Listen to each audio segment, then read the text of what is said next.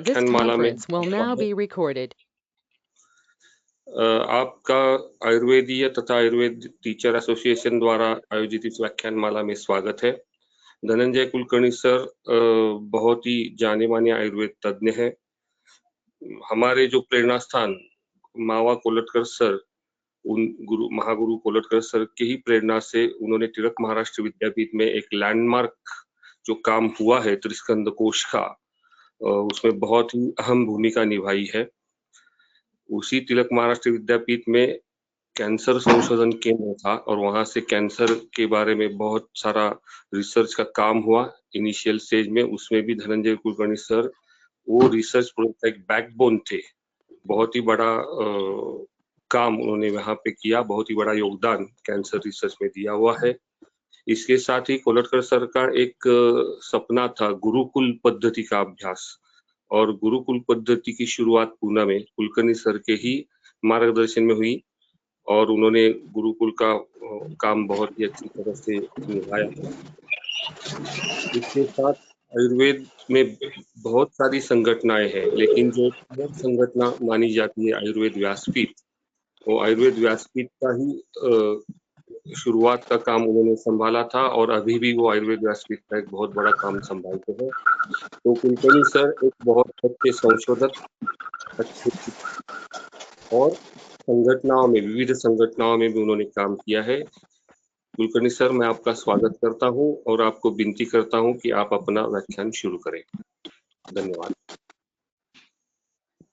Kulkarni sir, एक 2 मिनिटं फक्त तुमचा व्हिडिओ सुरू करा आणि मग 2 मिनिटांनी बंद करा. हो, म्हणजे तुमचा हे फेस साठी मग दिसतोय का? मी व्हिडिओ चालू केलाय. सर आप दिख रहे हैं। धन्यवाद सर, आपका स्वागत है। ओके, धन्यवाद जी सर, आप चालू कीजिए. हाँ, ठीक है ठीक है ठीक है. नमस्कार. आयुर्वेदीय पुणे और आयुर्वेद टीचर्स एसोसिएशन, इन्होंने ये व्याख्यानमाला का जो आयोजन किया है उसके लिए सबसे पहले मैं उनका हार्दिक अभिनंदन करता हूं और उन्होंने ये जो काम रिस्टार्ट किया है उसको हार्दिक बधाई भी देता हूं. जब इस व्याख्यानमाला में व्याख्यान देने के लिए चर्चा चालू हो गई तो मुझे ऐसा बताया गया कि 60 to 70% जो पार्टिसिपेंट्स हैं वो स्टूडेंट्स हैं. सो आप स्टूडेंट के हिसाब से अगर विषय का चयन करेंगे तो ज्यादा अच्छा रहेगा. इसीलिए आज जिस विषय का मैंने चयन किया है उसका नाम है गुल्माभ्यास. ये चयन करने का हेतु यह है कि बहुत बार ऐसा होता है कि गुल्म के बारे में बहुत सारी हमारे मन में कुछ इमेजिनेशन रहता है, कुछ गलत फहमियां रहती है और उसके निदान और चिकित्सा की ओर हम उतना ध्यान नहीं देते जितना बाकी के व्याधियों में हम बाकी के व्याधियों की ओर हम ध्यान देते हैं और उनका अभ्यास करते हैं. इसीलिए मैंने सोचा कि अगर ऐसा कुछ विषय चुनेंगे जिसके बारे में उत्सुकता तो है लेकिन अभ्यास कम होता है, तो विद्यार्थियों के लिए शायद ये इम्पोर्टेंट रहेगा कि वो आगे का अभ्यास उस दिशा में कर सकेंगे.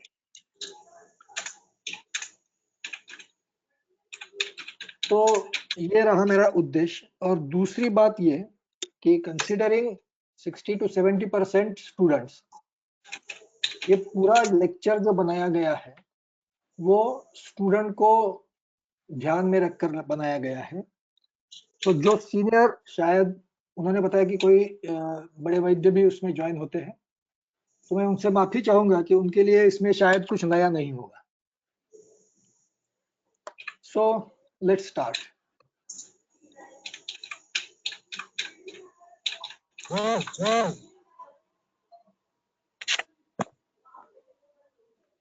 जैसे मैंने बताया कि बहुत सारी गलतफहमियां या इमेजिनेशन हमारे मन में रहता है और उसी के आधार पर हम उस व्याधि की कुछ इमेज हमारे मन में तैयार कर देते हैं और उसी के आधार पर हम सोचते रहते हैं, उसी के आधार पर हम सूत्रों की ओर भी देखते हैं और उसी के आधार पर हम पेशेंट्स की ओर भी देखते हैं। तो यह बहुत बड़ी भूल हो जाती है। इसीलिए अगर हमें द्या जेवायला. किसी भी व्याधि का अभ्यास करना अरे है, बाबा, आता तुला त्या रूम मध्ये नाच करायचं. Any problem?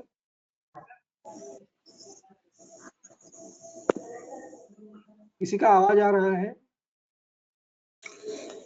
सर मैं बोलता हूँ, सर? सभी को निवेदन है अपना अपना माइक बंद करे, म्यूट करे, ताकि वक्ता को डिस्टर्ब ना हो। सभी को निवेदन है, कृपया, अन्यथा हमको अनाउंस करना पड़ेगा नाम लेके। कृपया बंद करे अपना माइक।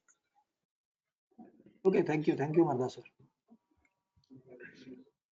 तो अगर हमें जो कुछ ग्रंथों में लिखा है उसका अगर यथार्थ ज्ञान पाना है तो हमारा जो मन का कैनवास है वो पूरा ब्लैंक करके जो कुछ लिखा गया है वो हमें पहले ठीक तरह से पढ़ना है, उसको समझ लेने की कोशिश करनी चाहिए और उसके बाद उसका जो चित्र हमारे मनोचक्षु पर आएगा वो ठीक तरह से हमें उसका ज्ञान दे सकता है। इसीलिए मेरी आपसे ये विनती रहेगी कि आपके मन में जो कुछ इमेज है वो आप थोड़े समय के लिए दूर कर दीजिए, ताकि जो इम्प्रेशन संविधाओं के अभ्यास के बाद बनता है वो आपके मनोचक्षु पर आ सके। Let's start from its meaning. गुल्म शब्द का अर्थ क्या है? डिक्शनरी देखेंगे तो उसका अर्थ है अ क्लस्टर और clump of trees, thicket, Bush और श्रब। मतलब ये कोई एक स्ट्रक्चर है, एक रचना है जिसमें ट्रीज, थिकेट, बुश, श्रब ये इकट्ठा आते हैं और इकट्ठा आकर के जो कुछ स्ट्रक्चर बन जाता है उसको गुल्म कहा जाता है। तो डिक्शनरी मीनिंग के बाद यही मीनिंग को कई टीकाकारों ने स्पष्ट किया है। फॉर एग्जाम्पल एक टीकाकार ने जो स्पष्ट किया है वो मैंने इधर लिखा है, गुल्म इति लतादि पिहित स्थान विशेषे गुल्म व्यपदेशः। गुल्म को गुल्म का मतलब क्या है? उन्होंने जो मीनिंग मैंने बताया वही पहले कोट किया है। गुल्म इति लतादि पिहित स्थाने, लतादीन से पिहित, पिहित का मतलब है उससे बना हुआ या उससे कवर किया हुआ।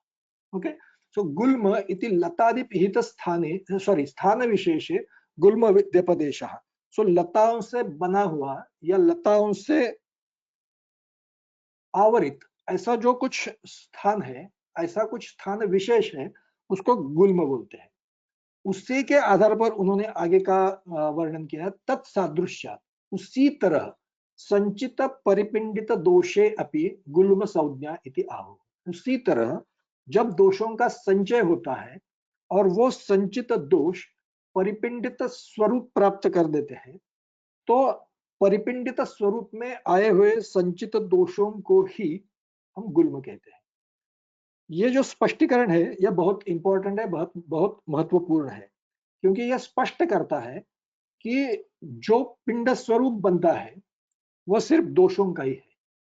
यह सबसे महत्वपूर्ण समझ लेने वाली बात है कि जो स्ट्रक्चर है वो सिर्फ दोषों का स्ट्रक्चर है। Okay, that is very important. So तत्सादृश्यात् संचित परिपिंडित दोषे अपि गुल्म संज्ञा इति आहुः।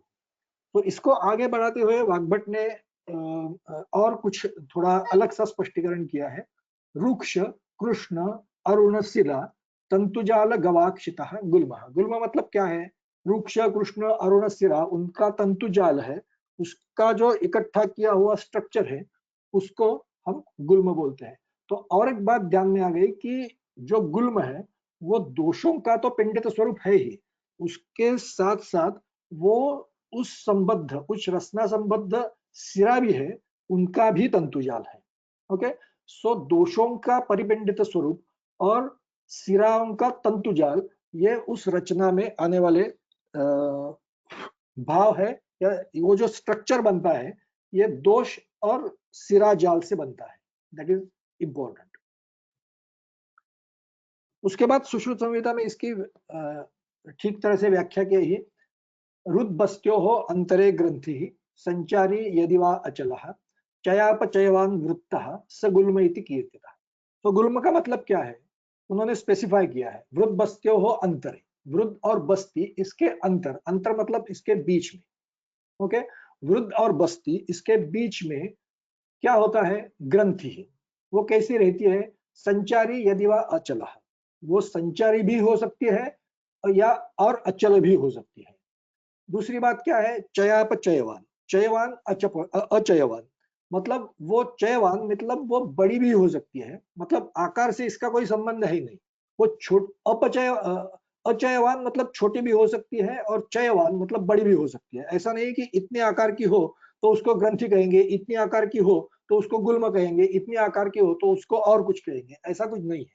तो मतलब वो बड़ी भी हो या छोटी भी हो, लेकिन एक बात उन्होंने स्पेसिफाई की है, वृत्तः, वो जो स्ट्रक्चर है वो वृत्त है, ओके। तो स्ट्रक्चर का संस्थान जो है, आकार जो है, वो उन्होंने स्पेसिफाई किया है, वृत्तः स गुल्म इति कीर्तितः, उसको गुल्म कहते हैं। मतलब क्या हो गया, वृद्ध और बस्ती इसके बीच का जो अंतर है, मतलब वृद्ध मतलब उरस स्थान से लेकर बस्ती मतलब पक्वाशय तक, मतलब पूरा कोष्ठ उसमें आ गया। तो कोष्ठ में जो ग्रंथि उत्पन्न होती है, वो ग्रंथि किसकी रहती है, हमने इसका जो पहले स्लाइड में देखा था तो वो दोषों की रहती है। वो कैसी रहती है, संचारी रहती है या अचल रहती है, बड़ी रहती है या छोटी रहती है, लेकिन वो वृत्त स्वरूप रहती है, उसको हम गुल्म कहते हैं, ओके। तो सुश्रुत ने और एक निरुक्ति करके एक एक्सप्लेनेशन दिया है। गुपितानिल मूलत्वात् गूढ़मूलोदयात् अपि गुल्मवत् वा विशालत्वात् गुल्म इति अभिधीयते। गुपितानिल मूलत्वात्, अनिल मूलत्वात् मतलब ये जो गुल्म है इसका मूल क्या है, वो अनिल है। गूढ़मूलोदयात् अपि, उसका मूल जो है वो गूढ़ है। और तीसरी बात, गुल्मवत् व विशालत्वात्, वो गुल्म की तरह, मतलब यहाँ का गुल्म शब्द जो है वो जो पहला हमने उसका अर्थ देखा था, उसके संबंध में ये गुल्म शब्द आया है। गुल्मवत् व विशालत्वात् गुल्म इति अभिधीयते, उसको गुल्म कहा जाता है। इतनी प्रस्तावना के बाद मुझे लगता है कि हम अगर हमारे विषय की ओर बढ़ेंगे तो ज्यादा अच्छा होगा। गुल्म के भेद, चरक संहिता में पंचगुल्मा, उसके 5 ही भेद किए गए हैं। लेकिन आप वाग्भट देखेंगे, अष्टांग संग्रह और अष्टांग हृदय, तो उसमें उन्होंने 8 भेदों का वर्णन किया है। तो 5 और 8 ये अंतर कैसे आ गया, चरक में भी गणना करते वक्त सिर्फ 5 गुल्मों का वर्णन किया है, लेकिन जब चिकित्सा वर्णित की है तो 2 दोषों के मिश्रणों से भी गुल्म उत्पन्न होता है और उसकी चिकित्सा कैसी करनी चाहिए इसका वर्णन मिलता है। मतलब चरक को भी द्विदोषज गुल्मों, चरक संहिता ने भी द्विदोषज गुल्मों को स्वीकृत किया है, सिर्फ उसकी गणना नहीं की है। क्यों नहीं की है वो हम बाद में समझा लेंगे। सो गुल्मः अष्टधा पृथक दोषैः संसृष्टैः निचयं गतैः आर्तवस्य च दोषेण नारीणां जायते अष्टमः। गुल्मः अष्टधा, गुल्म कितने हैं, 8 हैं। कैसे होते हैं, पृथक दोष ही, भिन्न भिन्न दोषों से 3, वातज पित्तज कफज, संसृष्ट ही, 2 दोषों के इकट्ठा होने से वात पित्तज वात कफज पित्त कफज, निचयम गतैहि, और निचय, निचय सन्निपात। तो निचय शब्द का प्रयोग कब करना है और सन्निपात का कब करना है वो बाद में हम देख लेंगे। आर्तवस्य च दोषेण नारीणाम जायते अष्टमः, ये 7 हो गए। और 8वां जो है वो आर्तव दोष जन्य रक्तगुल्म। रक्तगुल्म नाम से हम उसको ज्यादातर जानते हैं, लेकिन वाग्भट ने यहाँ स्पेसिफाई किया है कि आर्तवस्य च दोषेण नारीणाम जायते अष्टमः, जो 8वां भेद है वो आर्तव दोष से उत्पन्न होने वाला गुल्म भेद है। सो दोषों से 3, संसृष्ट दोषों से संसृष्ट दोषों से 3, निचय 1 और आर्तव दोषजन्य रक्त गुल्म 1। So now the question which we raised, Charak ने जो द्विदोष जो है उनकी गणना क्यों नहीं की और वाग्भट ने क्यों की, ओके। तो यहाँ उसका स्पष्टीकरण करने की चेष्टा की है। संश्लिष्ट जो है वो 3 है। वो जो 3 गुल्म बनते हैं इसमें नया कुछ है ही नहीं। मतलब अगर मिश्र हेतु होते हैं और उसके बाद मिश्र लक्षणों की उत्पत्ति होती है तो हम उसको वात पित्तज, वात कफज या पित्त कफज गुल्म ऐसे ऐसा समझ लेते हैं। मतलब हेतुओं में भी कोई एडिशन नहीं है, लक्षणों भी कुछ एडिशन नहीं है। So there is no need to count them separate type. Okay. और जो ऐसे जब व्याधि होते हैं जो विदोषज होने के बाद कुछ नया लक्षण नहीं दिखाते हैं, उनको प्रकृति समवाय जन्य व्याधि ऐसा कहा जाता है। और ये आचार्यों की शैली है कि जब विदोषज व्याधि प्रकृति समवाय जन्य होते हैं तो वो उनकी गणना नहीं करते हैं। ओके। और जहां जहां उन्होंने उसकी गणना की है वहां वो दो दोष इकट्ठा आकर के सिर्फ प्रकृति समवाय जन्य लक्षण उत्पन्न नहीं करते, वो विकृति विषम समवाय हो जाता है। और जिन लक्षणों का जो लक्षण उस द्विदोषज व्याधि में भाग लेने वाले दोष है उनसे संबद्ध नहीं है, ऐसे भी कुछ लक्षण, कई लक्षण उसमें उत्पन्न होते हैं, उसको विकृति विषम समवाय जन्य व्याधि बोलते हैं। और अगर ऐसी स्थिति हो तो उसको निचय बोला जाता है। मतलब प्रकृति समवाय जन्य अगर त्रिदोष इकट्ठा आ गए और उनसे त्रिदोषज व्याधि उत्पन्न हुआ तो प्रायः उसको सन्निपात बोला जाता है। और विकृति विषम समवाय जन्य त्रिदोष इकट्ठा आ गए और उन्होंने व्याधि का निर्माण किया तो उसको निचय कहा जाता है। सो इधर यहाँ जो है निचय शब्द का प्रयोग किया है, चरक ने भी वही शब्द का प्रयोग किया है, वाग्भट ने भी वही शब्द का प्रयोग किया है। कौन सी टीका में आया है ये मुझे ध्यान नहीं है, चक्रपाणी या अरुण दत्त किसी ने लिखा होगा। ये जो मैंने अभी स्पष्टीकरण दिया है वो उन दो टीकाओं में से किसी ने लिखा है। और लास्ट जो है वो आर्तव दोष है।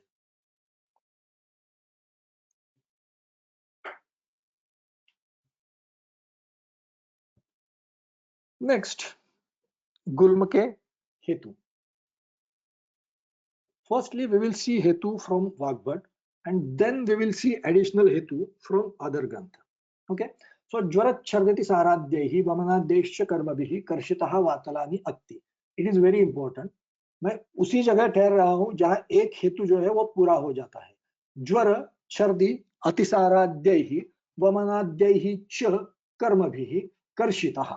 मतलब ये जो पहली लाइन में दिए हुए जितने कुछ शब्द है वो क्या करते हैं, वो व्यक्ति जो कर्षित होता है उसके कारण बताते हैं। क्या है? ज्वर, छर्दी, अतिसार आदि और कुछ भी व्याधि हो, कोई भी व्याधि हो, उससे अगर रुग्ण कर्षित होता है तो पॉइंट नंबर 1।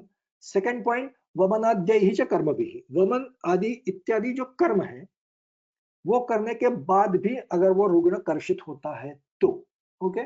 सो ये बन गई प्री कंडीशन। ज्वर छर्दति साराद्यैहि वमनाद्यैहि च कर्मभिः कर्षितः, यहां तक की संप्राप्ति पूरी होगी। उसके बाद वो कर्षित हो गया, उस अवस्था में जो कुछ करना है वो करने के बजाय उसने अगर वातलानी अत्ति, वात वृद्धि कर वात प्रकोपक हेतु का सेवन किया तो वो गुल्म का हेतु हो जाता है। ओके, वो गुल्म का हेतु हो जाता है। That is very important. So कर्षित होना that is the precondition, और उसके बाद वातल हेतुओं का सेवन करना यह दूसरी बात। आपके ध्यान में आता होगा कि ये दो डिफरेंट कंडीशन है और एक के बाद आने वाली दूसरी है। Okay, so that is the first हेतु। सेकेंड वन, शीतम व अंबु बुभुक्षितः यह पिबती। शीतम अंबु पिबती, वो ठंडा जल पीता है, लेकिन उसकी प्री कंडीशन क्या है? शीतम व अंबु बुभुक्षितः पिबती। मतलब आपको भूख लगी है लेकिन उस वक्त आहार के बजाय आप सिर्फ शीत जल का सेवन पान कर रहे हैं। ओके, सो जब क्षुद्बोध हो उस वक्त आहार सेवन ना करना, और उसके बजाय सिर्फ अंबु का भी प्रयोग नहीं किया है शब्द का, उन्होंने शीत अंबु का प्रयोग किया। सो आजकल यह बहुत दिखाई देता है। तो शीतम व अंबु बुभुक्षितः यह पिबती।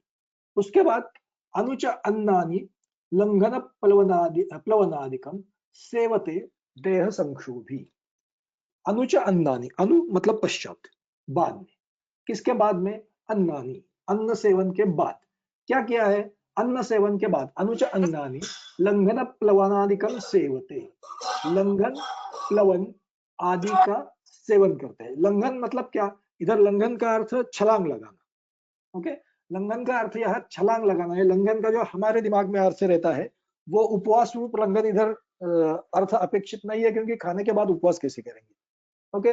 सो लंघन प्लवनादिकम, प्लवन तैरना, सो लंघन प्लवन, सिर्फ यही कारण है क्या, नहीं, देह संक्षोभी मतलब लंघन प्लवन, ये देह संक्षोभ करने वाले क्रियाओं के उदाहरण है। ऐसे और भी कुछ, ऐसी और भी कुछ क्रियाएं हो सकती है जो देह संक्षोभ करने वाली हो सकती है, ओके। सो देह संक्षोभ करने वाली जो कुछ पीड़ा है, वो पीड़ा अगर खाने के बाद की तो गुल्म का हेतु बन सकता है। मोस्ट ऑफ द टाइम क्या होता है कि खाने के बाद व्यायाम, जब ये हेतु मिलता है तो हमारा पूरा के पूरा ध्यान जाता है तो सिर्फ अमवात की तरफ जाता है। दूसरा कोई व्याधि हमारे दिमाग में आता ही नहीं है कि खाने के बाद व्यायाम करने के बाद अमवात के सिवा और कोई दूसरा व्याधि उत्पन्न हो सकता है, okay. So it is very good example, खाने के बाद अगर लंघन प्लवन इत्यादि देह संक्षोभ कर कुछ क्रिया की तो गुल्म हो सकता है। और अमवात में एक आप उधर एक और विशेषता भी है, कुछ भी खाया तो अमवात का हेतु नहीं बन सकता। वो स्निग्धम भुक्तवतो ही अन्नम व्यायामम कुर्वस था, स्निग्ध भोजन करने के बाद अगर व्यायाम किया तो अमवात का हेतु हो जाता है, लेकिन यहाँ ऐसा कुछ स्पेसिफिकेशन नहीं है। सो कुछ भी खाया और उसके बाद लंघन प्लवन इत्यादि देह संक्षोभ कर क्रियाएं की तो वो गुल्म का हेतु हो सकता है, ओके। उसके बाद छर्दिम व समुदीरयेत अनुदीर्णाम, इट इज वेरी इंपॉर्टेंट। छर्दिम व समुदीरयेत अनुदीर्णाम, छर्दी का उदीरण मतलब उसका वेग प्रवर्तित नहीं हुआ है, फिर भी उसका हम उदीरण कर रहे हैं। It is very important. हम क्या करते हैं कि वेगोदीरण, धारण, दोनों को, सभी वेगों को हम एक ही, मतलब एक वेग की चर्चा की तो हम एक वेग की चर्चा ही नहीं करते, हम सभी वेगों को उसमें गिनते जाते हैं। तो इधर it is very specifically mention, छर्दिम व समुदीरयेत अनुदीर्णाम, अगर छर्दी उदीरित नहीं हुई है मतलब उसका वेग नहीं आया है और आप उसको उदीरित कर रहे हैं, तभी वो गुल्म का हेतु हो सकता है। बाकी वेगों के बारे में, बाकी वेगों का उदीरण करने के बाद गुल्म होगा ऐसा इससे स्पष्ट नहीं होता है। उससे और वात प्रकोपजन्य और कोई व्याधि हो सकते हैं, लेकिन वो गुल्म का हेतु नहीं, ओके। उदीर्णान व वातादिन न विमुंचति, दैट, इधर क्या किया है, इधर बाकी सब वेगों की गणना की है। उदीर्णान व वातादिन न विमुंचति, वातादिन मतलब सभी वेग इसमें आ गए, उनका उदीरण हुआ है और आप उसको प्रवर्तित ना करते हुए उसका धारण करते हैं, ओके। मतलब धारण करने के लिए सभी वेगों की गणना की है और उदीरण के लिए सिर्फ छर्दी वेग की गणना की है। दैट इज वेरी इंपॉर्टेंट, ये ध्यान में रखना चाहिए। उसके बाद स्नेह स्वेदावनभ्यस्य शोधनम व निषेवते, स्नेह स्वेदौ अनभ्यस्य, दैट इज वेरी इंपॉर्टेंट। स्नेहन और स्वेदन करने से ना करे मतलब किया नहीं है, सिर्फ किया नहीं है ऐसी परिस्थिति नहीं है। अनभ्यस्य मतलब वो एक बार करके ठीक है ऐसा नहीं है, वो बार बार करने के बाद ही शोधन किया तो उससे आपको लाभ मिल सकता है। लेकिन स्नेहन स्वेदन बार बार किए बिना अगर शोधन करते हैं तो वो गुल्म का हेतु होता है। कैसे, वो बाद में हम देख लेंगे। स्नेह स्वेदावनभ्यस्य शोधनम व निषेवते, शुद्धो व आशु विदाहिनी भजते स्यंदनानि वा। और इसके सिवा कर्म संबद्ध और भी एक हेतु है, शुद्धो व मतलब शोधन के बाद। जब हम शोधन शब्द का प्रयोग करते हैं तो बहुत बार हमारे दिमाग में पांचों शोधन आते हैं, लेकिन मतलब पंचशुद्धि, लेकिन बहुत बार ऐसा भी है कि जब शुद्धि शब्द का प्रयोग होता है तो वमन और विरेचन ये दो ही कर्म उसमें इंक्लूड किए जाते हैं। तो इधर मुझे लगता है कि वही अपेक्षित है, क्योंकि उसके बाद क्या है, शुद्धो वा आशु विदाहिनी भजते स्यंदनानि वा, उसके बाद विदाही या स्यंद उत्पन्न करने वाले आहार का सेवन करना, और वो भी कैसे, आशु। आशु मतलब संसर्जन किए बिना। ओके, सो संसर्जन किए बिना अगर इन गुण वाले आहार का सेवन करना ये हेतु है, तो संसर्जन क्रम तो बाकी 3 कर्मों में बताया गया नहीं है। इसीलिए यहाँ जो शुद्ध शब्द का, शुद्धि शब्द का अर्थ है, सो मुझे लगता है कि यहाँ वमन और विरेचन सिर्फ 2 ही कर्म इसमें अंतर्भूत हो सकते हैं।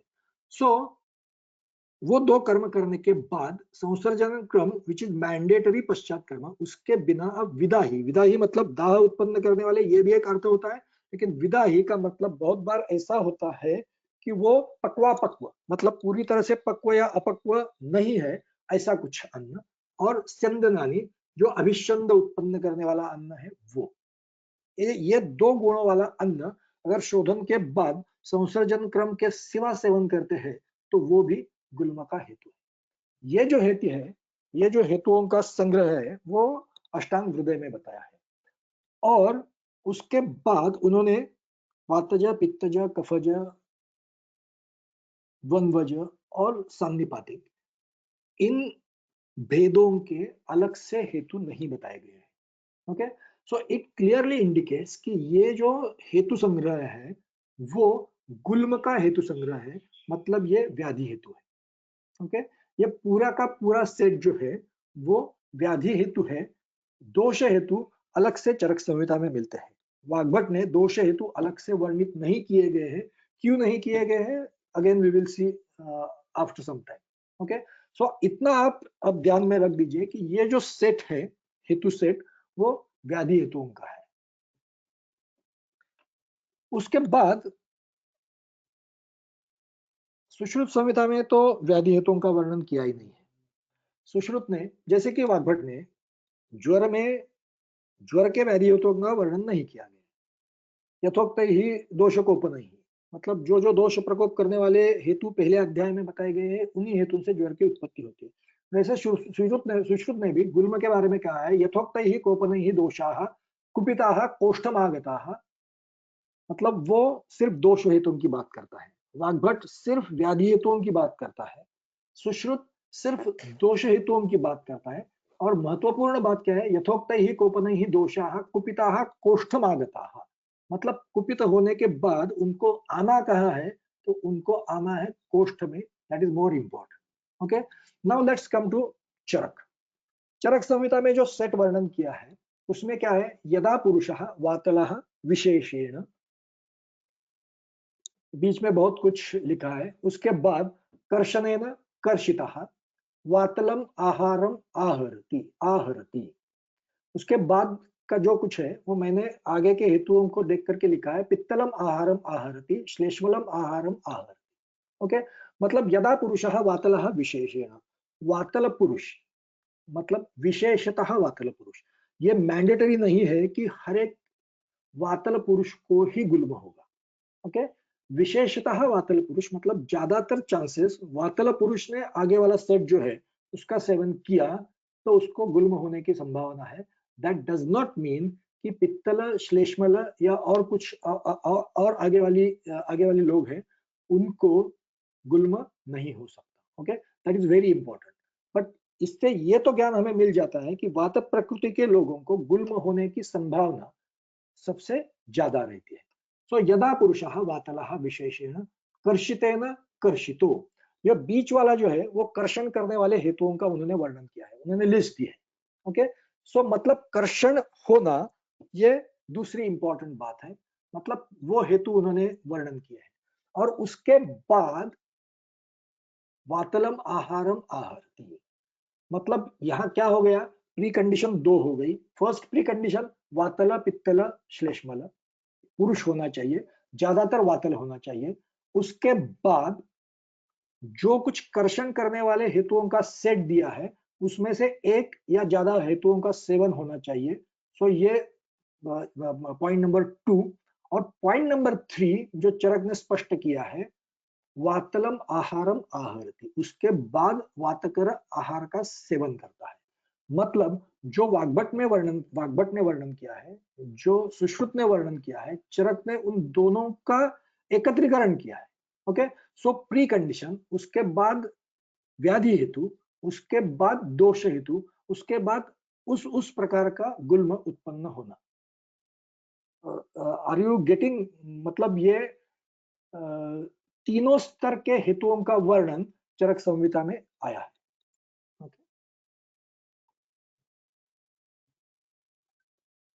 Now, next, it's संप्राप्ति।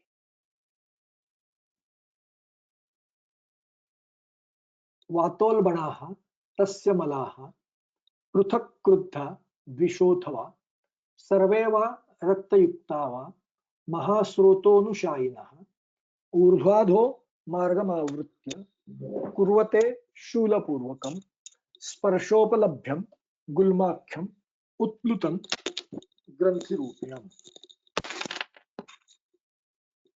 ओके, वातोल्बणाः तस्य मलाः, तो इससे तस्य मतलब जो पहले वाला सेट दिया है, वो सेवन करने वाला जो व्यक्ति है उसके बारे में वो कहा गया है। वातोल्बणाः मलाः, वातोल्बण मल मतलब ये इससे ही स्पष्ट हो गया कि कोई भी गुल्म सिर्फ एक दोष उत्पन्न नहीं कर सकता। ओके, वातोल्बणाः मलाः। ओके, लेकिन उल्बण कौन है? वात है।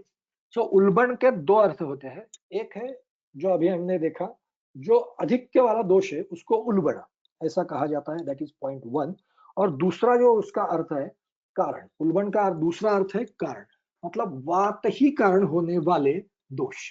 ओके, सो वातोल्बणाः मलाः पृथक क्रुद्धा द्विषः अथवा, पृथक पृथक मतलब एक एक करके दोष उनका प्रकोप होना, क्रुद्ध होना, दैट इज पॉइंट नंबर 1। अथवा द्विषः, दो दो करके उनका प्रकोप होना, वो क्रुद्ध होना। तीसरा सर्वे वा, वो सब इकट्ठा आके क्रुद्ध होना, that is very important. Okay, रक्तयुक्ता वा, दैट इज वेरी इंपॉर्टेंट, मतलब दोष अकेले एक एक प्रकोपित होकर के, दोष दो प्रकोपित होकर के, दोष तीनों एकत्रित आकर प्रकोप करके, या रक्त के साथ। ओके, जब महास्रोतोनुशायिना, महास्रोतस में स्थान लेते हैं, स्थान मतलब इसका क्या हो गया? स्थान संश्रय कहाँ होता है? महास्रोतस में होता है। महास्रोतोनुशायिना, उसके बाद क्या होता है? ऊर्ध्वाधो मार्गम आवृत्य, उसके बाद ऊर्ध्व और अधो प्रदेश में मार्ग का आवरण होता है, रुद्धत्व होता है, अवरोध होता है। किससे होता है? कफ और पित्त से। वो कैसे? चरक ने उसका ज्यादा ठीक तरह ज्यादा अच्छा स्पष्टीकरण किया है, और नेक्स्ट स्लाइड में हम देखेंगे। ऊर्ध्वाधो मार्गम आवृत्य कुर्वते शूलपूर्वकम, मतलब वात उल्बण दोषों का प्रकोप होता है, वो अलग अलग या एकत्रित हुए या रक्तयुक्त, दैट इज वेरी इंपॉर्टेंट, क्योंकि रक्तयुक्त होते हैं, ये बहुत इंपॉर्टेंट है। कैसे? ये थोड़े समय के बाद हम देखेंगे। सो पृथक क्रुद्धा द्विषोऽथवा सर्वे वा रक्तयुक्ता वा महास्रोतोनुशायिन, और महास्रोतोस में अधिष्ठान पा लेते हैं। उसके बाद कफ और पित्त ऊर्ध्वाधो मार्गम आवृत्य, ऊर्ध्व भाग से और अधो भाग से मार्ग का आवरण कर देता है, उसको अवरुद्ध कर देता है।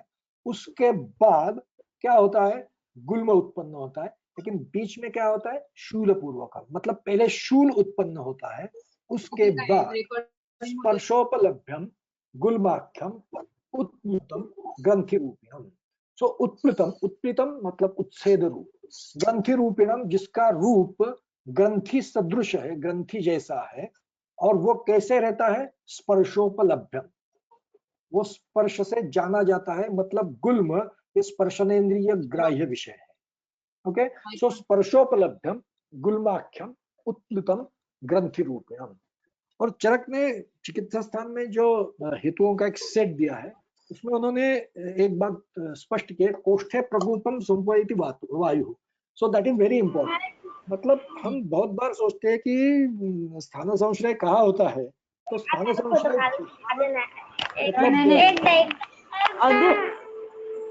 अरे कौन है? Please mute your mic, please mute your mic. Okay,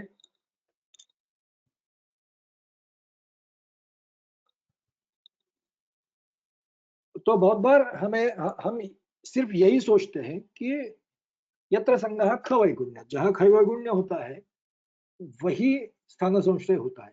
लेकिन स्थान संश्रय के लिए वो एक कारण है। यहाँ तो चरक संहिता में स्पष्ट किया है, कोष्ठे प्रकोपम संपयति वातु, मतलब जो सेट ऑफ हेतु दिया है उन सेट ऑफ हेतुओं से दोष का प्रकोप, इधर वात है, सो वात का प्रकोप कहाँ होता है, तो कोष्ठ में ही होता है। मतलब उन हेतुओं को गामित्व है कि वो प्रकोपित वात को कहाँ करेंगे, सिर्फ कोष्ठ में ही करेंगे। मतलब वो सेट जो है वो शाखा में जाके वात को प्रकोपित करके कुछ शाखाश्रित व्याधि का निर्माण नहीं करेगा। वो सेट जो हेतुओं का है वो सिर्फ कोष्ठगत वात का प्रकोप करके कुछ कोष्ठगत व्याधि का निर्माण करेगा। यहाँ तो वो गुल्म की बात कर रहे हैं। तो इसमें कौन कौन सी बातें आगे आ गई। फर्स्ट वन, महास्रोतोनुशायिनः वातोल्बणाः क्रुद्धाः मलाः, मतलब दोष प्रकोपित हुए हैं और वो कहाँ हुए हैं, महास्रोत में हुए हैं। एक कोष्ठे वात प्रकोप, दैट इज वेरी इंपॉर्टेंट। दूसरी बात जो चरक ने स्पष्ट की है, जैसे मैंने बताया कि वो ऊर्ध्वाधो कफ और पित्त से अवरोध कैसे होता है। सो कर्षितत्वात् वात प्रकोप, that is first important thing. उसके बाद वो प्रकोपित हुआ वात कफ और पित्त का उद्धूलन करता है, और वो जो उद्धूलन करता है उसके कारण ऊर्ध्व और अधोमार्ग में कफ और पित्त से अवरोध उत्पन्न होता है। ओके, ऊर्ध्वाधो मार्गावरोध उद्धूलित कफ और पित्त के कारण होता है। उसके बाद शूल की उत्पत्ति होती है।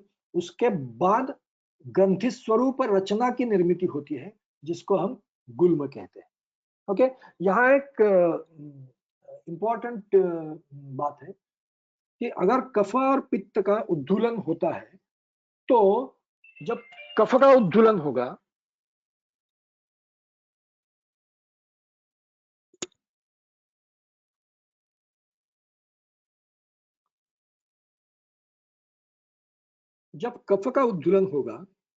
तो संप्राप्ति में वात और कफ दोनों आएंगे। जब पित्त का उद्धूलन होगा तो पित्त और वात दोनों आएंगे। तो अब यह प्रश्न उठता है कि कब उसको द्वंद्वज गुल्म कहे और कब उसको सिर्फ वातज गुल्म कहे। ओके, सो उसका चक्रपाणी ने अच्छा स्पष्टीकरण किया है कि उसका कहना है कि जब वात प्रकोप होता है और उसके साथ कफ और पित्त के कोई हेतु नहीं होते हैं तो प्रकोपित हुआ वात प्राकृत अवस्था में जो कफ और पित्त है उनका उद्धूलन करता है। जब ऐसी स्थिति होती है तो वो वातज गुल्म होता है। लेकिन वात प्रकोपक हेतुओं के साथ जब कफ प्रकोप के हेतु होते हैं, पित्त प्रकोप के हेतु होते हैं अलग से, तब जब उसका उद्धूलन होता है तब वो कफज या पित्तज गुल्म हो जाता है।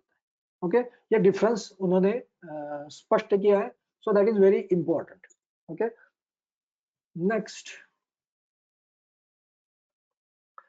ये सामान्य संप्राप्ति के बाद एक विशेष संप्राप्ति हम देखेंगे, शीतम व विशेषेण अतिमात्रम। दैट इज वेरी इंपॉर्टेंट, क्योंकि चिकित्सा में जब हम जाएंगे तो ये जो सूत्र है वो हमें काम में आएगा। चरक संहिता में स्पष्ट किया है कि शीतम व विशेषेण अतिमात्रम, मतलब जो हेतुओं का सेट दिया है उसमें शीत गुण का अतिमात्र में सेवन किया तो यह संप्राप्ति गुल्म की ओर जाते हैं। मतलब गुल्म में कर्षित होता है, यह तो है ही, लेकिन वातज गुल्म में शीत गुण में अहम भूमिका करता है। That is clearly mention by this सूत्र। ओके, सो यह महत्वपूर्ण है।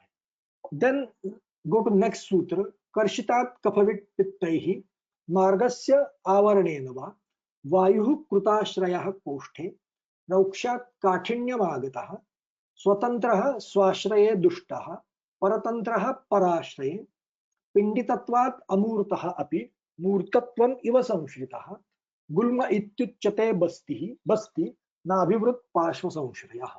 ओके, सो कर्षणात्, दैट इज पॉइंट नंबर 1, या कफविट् पित्तैः मार्गस्य आवरणेन, मतलब वातज गुल्म में ये दोनों जो वात प्रकोप के हेतु है, आइदर कर्षणात् और कफविट् पित्तैः मार्गस्य आवरणेन, मतलब मार्गावरोधजन्य वात प्रकोप या धातु क्षयजन्य वात प्रकोप, इससे यह वात का प्रकोप हो जाता है।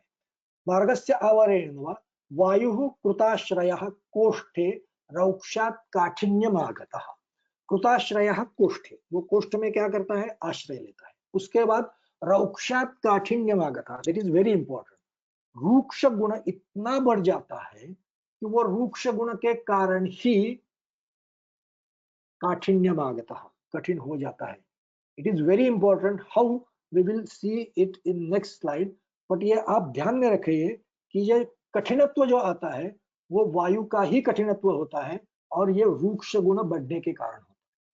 स्वतंत्र स्वाश्रय दुष्ट, स्वतंत्र दुष्ट स्वाश्रय, स्वतंत्र तरीके से अगर दुष्ट हो गया तो अपने स्थान में गुल्म उत्पन्न करता है, और परतंत्र स्वरूप में अगर उसका प्रकोप हो गया तो वो पराश्रित मतलब दूसरे स्थान में गुल्म उत्पन्न करता है। पिंडितत्वात्, और वो जो रचना है वो कैसी है, पिंडित स्वरूप है उसका। ओके, पिंडितत्वात्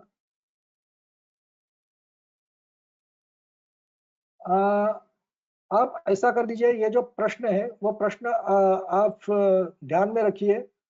आज अगर वक्त मिला तो उनके बारे में लास्टली वी विल डिस्कस, और आज का और कल का जो लेक्चर है वो कंटिन्यूअस है।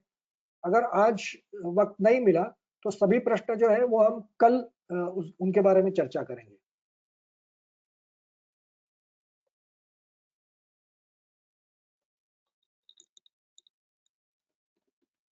सो पिंडितत्वात् अमूर्तः अपि मूर्तत्वम् इव संशितः। मतलब यहाँ प्रश्न उत्पन्न होता है कि आप तो बोल रहे हैं कि वो स्पर्शोपलभ्य है, उसको पिंडित स्वरूप प्राप्त हुआ है, और वायु का वर्णन तो अमूर्त है। अगर ये अमूर्त है तो वो स्पर्शनेन्द्रिय ग्राह्य कैसे हो गया? ओके, सो इसका स्पष्टीकरण यह है कि कोष्ठे रौक्षात् काठिन्यमागतः पिंडितत्वात् अमूर्तः अपि मूर्तत्वम् इव संशितः। और रौक्ष के कारण वो काठिन्य उत्पन्न हो जाता है, उसके कारण उसको पिंडितत्व प्राप्त हो जाता है, और वो पिंडितत्व प्राप्त होने के बाद अमूर्त वायु भी मूर्तत्वम इव संशितः, मूर्त है ऐसा ध्वनित होता है, प्रतिभा वो संशित मतलब ऐसा हमें लगता है कि वो मूर्त स्वरूप में आ गया, और ये जो रचना है उसको गुल्म बोलते हैं। सो ये वातज गुल्म की संप्राप्ति है। चरक में इसे और एक दो इंपॉर्टेंट पॉइंट है, इसलिए मैंने ये चरक की संप्राप्ति भी यहाँ लिखी है।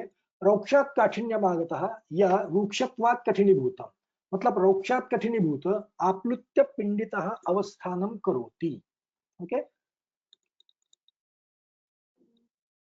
बाकी सब जो है उसका तो स्पष्टीकरण पहले हमने देख लिया है। रौक्षात् काठिन्यमागतः रूक्षत्वात् कठिनीभूतम्, ये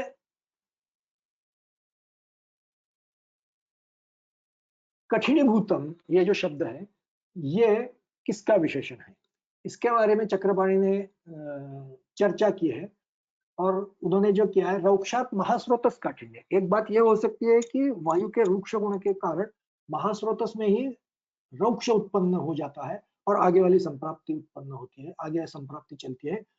और दूसरा स्पष्टीकरण यह है अतिरौक्षात् वातस्य कठिनत्व, अतिरूक्षता के कारण वात ही कठिन बन जाता है। मतलब अतिरूक्ष, खर और उसके बाद परुष, परुष में क्या है, रूक्ष खर और कठिन, ये तीनों बातें जब एकत्रित होती है तो वो परुष बन जाता है। Okay, so now we can come to the conclusion. So वातज गुल्म में क्या होता है, नंबर वन पुरुष कर्षित होता है, उसका सेट ऑफ हेतु अलग सा है। उसके बाद व्याधि हेतु, जो हमने वाग्भट में वर्णित व्याधि हेतु देखे हैं, उनका सेवन, उनका मतलब उनमें से एक दो कुछ ना कुछ हेतुओं का सेवन होता है। उसके बाद वात प्रकोपक हेतुओं का सेवन होता है। ये तीनों हेतुओं का सेट जब एकत्रित हो जाता है तो वातगुल्म की उत्पत्ति होती है, वातगुल्म की निर्मिति होती है। और important thing from clinical point of view और फ्रॉम चिकित्सा पॉइंट ऑफ व्यू, इस संप्राप्ति में कौन कौन से गुण भाग लेते हैं, रूक्ष अगर कर्षित होना है, बाकी सब रौक्षात् काठिन्य मागता, मतलब रूक्ष गुण तो महत्वपूर्ण भूमिका निभाता ही है। सो रूक्ष, उसके आगे आने वाला खर और उसके आगे आने वाला परुष, ये तीन गुण तो अहम भूमिका निभाते ही है। उसके बाद शीत, जैसे मैंने पहले स्लाइड में बताया था कि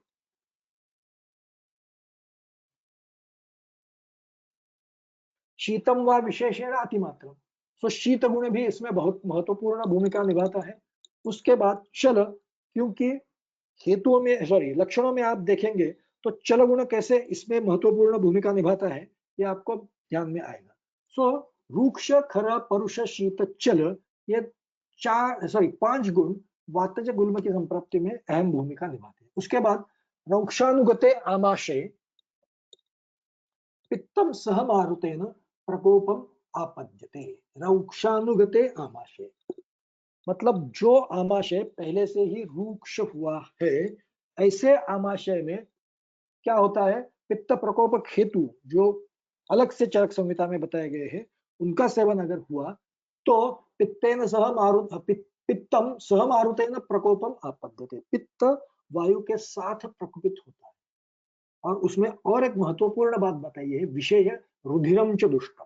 ओके, तो जो मैंने आपको बताया था कि आर्तव दोष जन्य रक्तगुल्म, सो आर्तव दोष के बिना भी रक्तगुल्म उत्पन्न हो सकता है। वो कैसे हो सकता है, जैसे कि हमने देखा है कि सर्वेवा रक्तयुक्तावा, सभी दोष या रक्तयुक्त दोष, जब वो दोष रक्तयुक्त हो जाते हैं तो रक्तगुल्म उत्पन्न हो सकता है और वो ज्यादातर बार पित्तगुल्म में अंतर्भूत होता है। सो डायरेक्टली रेफरेंस जो है वो सिर्फ पित्तगुल्म में है। पित्तगुल्म में क्या बताया गया है कि रुद्रम च दुष्टम, संप्राप्ति में एक बात ही कही है कि आमाशय रौक्षानुगते आमाशय पित्तम स मारुतेन प्रकोपम और रुधिरम च दुष्टम, मतलब ये 3 स्टेप्स है जो पित्तज गुल्म में दिखाई देती है। मतलब सेम लाइक वातज गुल्म, कर्षित पुरुष, व्याधि हेतु पहले जैसा पित्त प्रकोपक हेतुओं का सेट उसमें मिल गया तो पित्त गुल्म हो जाता है। तो इसमें कौन कौन से गुण हिस्सा लेते हैं, रूक्ष, उष्ण और तीक्ष्ण। नेक्स्ट कफज गुल्म में क्या हो जाता है, थोड़ा गति से जाएंगे, 1 घंटा हो गया है। अबुभुक्षस्य च अति प्रगाढ़म उदकपानात्, that is very important. Okay, अबुभुक्षस्य च अति प्रगाढ़म उदकपानात्, ये चरक संहिता में दिया गया विशेष हेतु है, ये हमें ध्यान में रखना चाहिए। बुभुक्षा ना होते हुए भी प्रभूत मात्रा में उदकपान करना ये सबसे महत्वपूर्ण है। श्लेष्मा सह मारुतेन प्रकोपम आपद्यते, जैसे पित्तज में कहा है वैसे ही कहा है। तो सेम थिंग, कर्षित पुरुष, व्याधि हेतु, कफ प्रकोप हेतु श्लेष्म गुल्म। और कौन कौन से गुण इसमें भाग लेते हैं, रूक्ष वो होना ही चाहिए, स्निग्ध, गुरु, शीत और स्थिर। Now the question will arise, how रूक्ष एंड स्निग्ध गुण मीन्स एग्जैक्टली अपोजिट गुण are taking part in the samprapti of same type of gulma. Okay, so how we will see later. विदेश गुल्म में क्या होता है, निमित्त लिंगानि उपलभ्य गुल्मे विदोष जय दोष बलाबलम च व्यामिश्र लिंगान अपरांस्तु गुल्मान त्रिन आदिशेत औषध कल्पनार्थम। जैसे मैंने बताया कि चरक संहिता में गणना नहीं की है, फिर भी ये चरक संहिता का सूत्र है, वो औषध कल्पना के लिए इनका हमें ज्ञान होना अत्यंत आवश्यक है। तो इसमें होता क्या है, निमित्त लिंगानि उपलब्ध गुल्मे विदोषजय दोष वाला बलम च, मतलब इसमें क्या होता है, मिश्र, सिर्फ मिश्रण होता है। मतलब कर्षित पुरुष, व्याधि हेतु, ये तो पहले जैसा ही होता है। उसके बाद जो सेट ऑफ हेतु है वो इधर वात पित्त, वात कफ या कफ पित्त का हो जाएगा और उसके बाद द्वंद्वज गुल्मों की उत्पत्ति होगी। और जैसे मैंने बताया कि प्रकृति समवाय अगर है, मतलब यहाँ तो होता ही है, तो उसकी गणना नहीं की जाती। उसके बाद त्रिदोष गुल्म में सेम, कर्षित पुरुष, व्याधि है तो त्रिदोष प्रकोप हेतु, दैट इज वेरी इंपॉर्टेंट। और ये जो मैं दोष प्रकोपक हेतुओं की बात कर रहा हूँ, ये जो दोष प्रकोपक हेतु है वो जो निदान अध्याय 1 में बताए गए हैं वो अपेक्षित है। ओके, सो कर्षित पुरुष, व्याधि हेतु और त्रिदोष प्रकोपक हेतु, सो त्रिदोष जो गुल्म हो जाएगा। उसमें अगर प्रकृति समसन्निपात हो गया तो सान्निपातिक गुल्म बनेगा, वो साध्य होगा। और विकृति विषम सन्निपात होगा तो निश्चय गुल्म बनेगा और स्वभावतः व्याधि स्वभावतः वो असाध्य हो जाए। उसके बाद लक्षण आते हैं, हम पूरे के पूरे लक्षण तो नहीं देखेंगे, लेकिन दो चार लक्षण देख करके आगे जाएंगे। पूर्व रूप उद्गार बाहुल्य पुरीश बंध तृप्ति अक्षमत्व आंतरिकूजनानि आटोपमात्मान अपत्ति शक्ति आसन्न गुल्मस्य वदंति चिन्हम। क्या होता है उद्गार बाहुल्य, स्पष्ट है। अगर मार्ग अवरुद्ध हो जाता है तो प्रतिलोम वायु होकर के उद्गार बाहुल्य हो जाता है। पुरीश बद्ध, अगर रूक्ष गुण उत्पन्न होता है तो उसके कारण पुरीश बद्ध होना ये नेचुरली होने वाली स्टेप है। पुरीश बंध तृप्ति, तृप्ति का मतलब है अनन्नाभिलाषा। अनन्नाभिलाषा क्यों हो जाएगी? क्योंकि पूरा कोष्ठ जो है अगर दोषों से पूरित है, पूरे के पूरा कोष्ठ जो है वो दोषों से भरा हुआ है, तो अन्न सेवन की इच्छा ही नहीं होगी।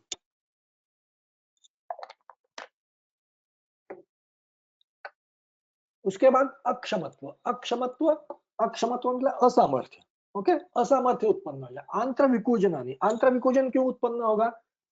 ऊर्ध्वाधो मार्ग आवृत्य, अगर ऐसी स्थिति हो तो वायु अपने आप उस मार्ग का भेदन करने का कुछ ना कुछ तो प्रयास करेगा, और वो जो प्रयास करेगा उसके कारण आंतर विकोचन उत्पन्न हो जाएगा। आटोप आत्मान मतलब क्या है? उदरा पूरा, उदर पूरी तरह से वात से पूर्ण हो जाता है। अपक्ति शक्ति, अपक्ति शक्ति, अपक्ति मतलब अन्न अविपाका, मतलब ठीक तरह से विपाक न होना। अपक्ति शक्ति मतलब अग्निसादा। ओके, मतलब अग्निसाद भी हो जाता है और उसके बाद अविपाक भी हो जाता है। तो ये जो पूरे के पूरे लक्षण है वो कैसे उत्पन्न होते हैं, एक दो चार लक्षणों के बारे में मैंने बताया। आप उसको ठीक तरह से समझ लेने की चेष्टा करनी चाहिए कि वो लक्षण संप्राप्ति में कैसे उत्पन्न हो जाता है। ये अगर हमने समझ लेने की कोशिश की तो हर एक लक्षण की चिकित्सा, हर एक लक्षण उससे पहले हर एक लक्षण की संप्राप्ति और उस संप्राप्ति के आधार पर हर एक लक्षण की चिकित्सा हम कर सकते हैं। उसके बाद साधारण रूप, चरक मतलब बृहत्त्रयी में किसी ने ये साधारण रूपों का वर्णन नहीं किया है, सिर्फ माधव निदान में मिलता है। लगता है वो सूत्र उसने और कहीं से लिया है। अरुचि कृच्छ विमूत्र वातता आंत्र विकूजनम आनाह च ऊर्ध्ववातत्वम सर्वगुल्मेषु रक्षयेत्। अरुचि कृच्छ्रमूत्रत्व, अरुचि और कृच्छ्रमूत्रत्व, मेरे ख्याल से बहुत सारे लक्षण जो है वो पूर्व रूप में थे। मतलब ये सभी जो लक्षण है सामान्य रूप है, विशेष पूर्व रूप इसमें कुछ नहीं है। और वो कैसे उत्पन्न होते हैं वो हमने पहले ही पूर्व रूप में देख लिया है, तो उनका और स्पष्टीकरण करने की आवश्यकता नहीं। नाउ कम टू द जो उसके दोषज भेद है उनके लक्षण। वातात्मन्या शिरश्चूलम, जो मैंने बोल्ड किए हैं उनकी ओर हमें ज्यादा ध्यान देना। वातात्मन्या शिरश्चूलम ज्वर प्लीहा आंत्रकूजनम। वातात्मन्या शिरश्चूलम, मन्याशूल का पेशेंट जब हमारे सामने आता है तो हम वो गुल्म का भी पेशेंट हो सकता है। हमारे व्यवच्छेद में गुल्म कभी आता ही नहीं है।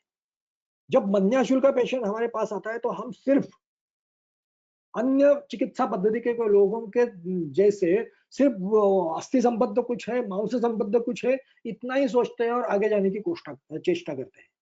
ओके, लेकिन ये गुल्म संबद्ध भी हो सकता है, ये हमें ध्यान में लेना चाहिए। So that is very important. Okay, वातात्मन्या शिरश्चूलम, शिरश्चूल ये समझ, ये इजीली आपको समझ जाता है। ये दोनों लक्षण जो है वो प्रतिलोम वात के कारण उत्पन्न होते हैं। ज्वर प्लीहा आंत्रकूजनम, प्लीहा अगर इतना सारा दोष संचय कोष्ठ में ही होता है तो प्लीहा वृत्त होगी, डेफिनेटली होगी। आंत्रकूजन देख लिया है। ज्वर अगर कोष्ठ आपूरित दोषों से हो जाता है तो अग्नि को वो थोड़ा सा तो इधर उधर कर लेगा, उसके बाद ज्वर की उत्पत्ति हो जाएगी। व्यधा सूच्यव, ये बहुत इंपॉर्टेंट है। उन्होंने व्याधि की मतलब व्यध का स्पेसिफिकेशन दिया है। व्यधा सूच्यव, सूची जैसा व्यध, सूची जैसी पीड़ा उसमें उत्पन्न होना। कृच्छ्रात उच्छ्वसनम, विटसंग तो हमने देख लिया है। कृच्छ्रात उच्छ्वसन मतलब दैट इज वेरी इंपॉर्टेंट। वो उच्छ्वसन तो कृच्छ्रात होगा क्योंकि वो प्रतिलोम वायु हो जाएगा, लेकिन ये लक्षण इंपॉर्टेंट है, उसकी ओर हमें ध्यान देना चाहिए। स्तंभो गात्रे, शीत गुण के कारण हो जाएगा। मुखे शोषः, रूक्ष गुण के कारण हो जाएगा। कार्शम विषमवन्यता, कार्शम रुग्ण ही कर्षित होने वाला है तो डेफिनेटली कार्श उत्पन्न हो जाएगा। विषम अग्नि, डेफिनेटली अग्नि अगर वात से दुष्ट हो गया तो वाताभिभूत अग्नि होने के कारण वो विषमवन्यता उत्पन्न करेगा। रूक्ष कृष्ण त्वगादित्व, दैट इज वेरी इंपॉर्टेंट। ये जो ग्रुप है मतलब त्वग आदित्व, जो ये वाग्भट का सूत्र है, तो उन्होंने पहले अध्याय में मतलब ज्वर अध्याय में त्वगादि जिन स्थानों का वर्णन किया है उन स्थानों का परीक्षण व्यवच्छेद के लिए सबसे इंपॉर्टेंट है, क्योंकि ये रूक्ष कृष्ण त्वगादित्व, त्वगादि वातज पित्तज कफज में कैसे आते हैं, हर एक भेद में उसका वर्णन है। So that is very important for differential diagnosis. So यहाँ क्या होता है, कृष्ण रुक्ष त्वगादित्वम, त्वग इत्यादि जो भाव है वो रुक्ष और कृष्ण हो जाते हैं। और next one is more important, जो चल गुण की हम बात कर रहे थे उसका स्पष्टीकरण यहाँ है, चलत्वाद अनिलस्य च अनिरूपित संस्थान स्थान वृद्धि क्षय व्यथः।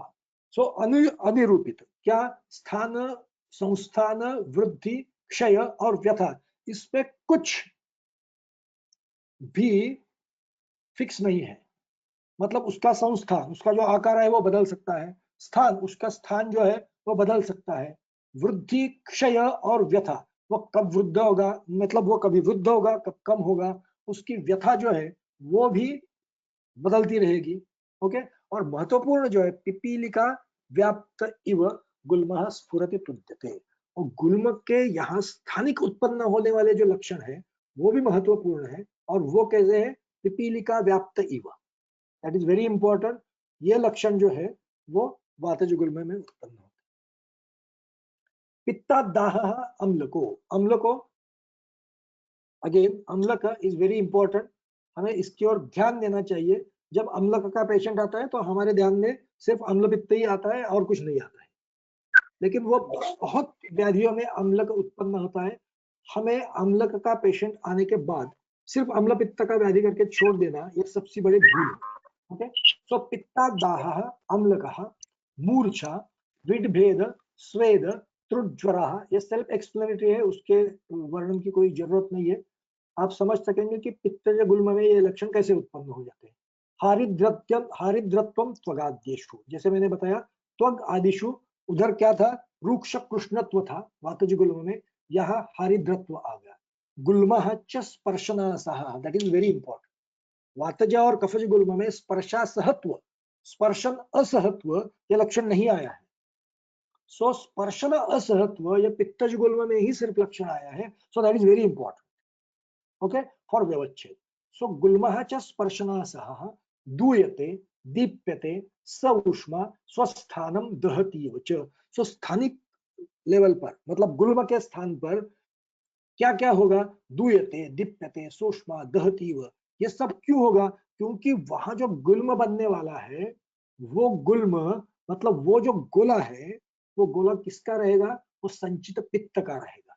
अगर इतनी मात्रा में संचित पित्त है, मतलब वो संचित पित्त वात के रूक्ष के कारण ग्रथित हो जाएगा और उससे गुल्म बनेगा। ओके, उससे गुल्म बनेगा। तो लेकिन वो रचना जो है वो बनी किससे, वो बनी पित्त से। तो स्थानिक लेवल पर जो कुछ लक्षण दिखाई देंगे वो ऐसे ही होंगे, दूयते दीप्यते दहतीव, लाइक दैट। ओके। नेक्स्ट, श्लेष्म गुल्म कफात सैमित्यम अरुचि सदनः शिशिरज्वर, वेरी इंपॉर्टेंट, शिशिरज्वर। ओके, इंपॉर्टेंट है, ध्यान में रखना चाहिए। पीनस आलस्य वृल्लास कास शुक्ल त्वगादिता, त्वगादि वातज गुल्म में कृष्ण अरुण, पित्तज गुल्म में हारिद्र और कफज गुल्म में शुक्लत्व, ये ध्यान में रखना चाहिए। ओके। गुल्मः, और स्थानिक स्तर पर क्या होता है, गुल्मः अवगाढ़ः कठिनः रूक्षः सुप्तः स्थिरः अल्परुक्। इतनी सारी इतने इतने इतने इतना सारा परीक्षण हमें स्थानिक स्तर पर करना है। ओके। वो गुल्म क्या होगा, अवगाढ़ होगा। उसके बाद अवगाढ़ मतलब गाढ़, गाढ़ मतलब उसको क्या बोलेंगे, you can say deeply seated. Okay. उसके बाद कठिन, उसका स्पर्श जो है वो कठिन होगा। गुरु, ओके, वो सुप्त होगा, गुरु स्पष्ट है। सुप्त मतलब सुप्ति, मतलब वहां का स्पर्श जो है वो सुप्ति में जैसा फीलिंग होता है वैसा होगा। स्थिर, वो स्थिर होगा। अल्परुक, उसमें वेदना अल्प होगी। ओके, उसमें वेदना अल्प होगी, दैट इज वेरी इंपॉर्टेंट। पित्तज में स्पर्शन असहत्व है, इधर अल्परुक है। Okay, that is very important. ये जो वेदना का वैविध्य है वो भी हमें व्यवच्छेद के लिए बहुत काम आने वाले लक्षण है। So that is very important to remember वेदना का स्वरूप कैसे रहता है। नेक्स्ट, निचय गुल्म सर्वजः तीव्र रुग्धाः शीघ्रपाकी घनोन्नतः। वो सर्वज जो है वो तीव्र दाह और तीव्र रुक, जो तीव्र शब्द का प्रयोग किया है वो दाह और रुक तो एकदश गुल्मों में भी आते हैं। तो यहाँ क्या होता है, तीव्र मतलब दाह भी तीव्र होता है और वेदना भी तीव्र होती है। घन उन्नत, वो गुल्म घन रहता है और उन्नत मतलब उन्नत, हर एक गुल्म तो उन्नत ही है। तो यहाँ उन्नत बताया गया है, मतलब वो जो उन्नतत्व है वो एकदोष गुल्मों की तुलना में ज्यादा है। और तीसरी इंपॉर्टेंट बात है शीघ्र पाके, मतलब गुल्म तो ज्यादातर बार पाक उसका होता ही नहीं है, लेकिन यहाँ क्या लक्षण बताया है, शीघ्र पाके। ओके, शीघ्र उसका पाक होता है, सह असाध्य। Okay, now next one is आर्तव दोषेन। अभी तक जो हमने लक्षण देखे, अभी तक जो हमने संप्राप्ति देखी, अभी तक जो हमने सेट ऑफ हेतु देखा, वो जो सब था वो सिर्फ दोषज गुल्मों का था। आर्तव दोषजन्य रक्त गुल्म, उसका हेतु का सेट अलग है, उसकी संप्राप्ति अलग है, उसके लक्षण भी अलग है। Okay, so what is the set of हेतु? सो ऋतौ वा नवसूता वा यदि वा योनि रोगिणी सेवते वातलानि स्त्री। ओके, ऋतौ वा नवसूता वा यदि वा रोगिणी, so these are the preconditions. अगर ऋतुमती स्त्री है, नवसूता, नवसूता मतलब नव प्रसूता स्त्री है और योनि रोगिणी है, अगर ऐसी स्थिति में, इस अवस्था में सेवते वातलानि स्त्री, वो स्त्री वातल आहार विहार का सेवन करती है तो रक्तगुल्म की उत्पत्ति होती है। ओके, सो ये उपस्थित होना, ये प्री कंडीशन, और उसके बाद हेतु, हेतु मतलब हेतु और कुछ है ही नहीं, सिर्फ वात प्रकोप के जो कुछ हेतु पहले अध्याय में बताए गए हैं वही हेतु है। सिर्फ वो किस पार्श्वभूमि पर होने चाहिए, ऋतौ, नवसूता या योनि रोगिणी, अगर इस पार्श्वभूमि पर, इस प्री कंडीशन पर अगर वातल आहार विहार होता है तो यह संप्राप्ति गुल्म की ओर चली जाए, sorry to be more specific, रक्त गुल्म की ओर चली जाए।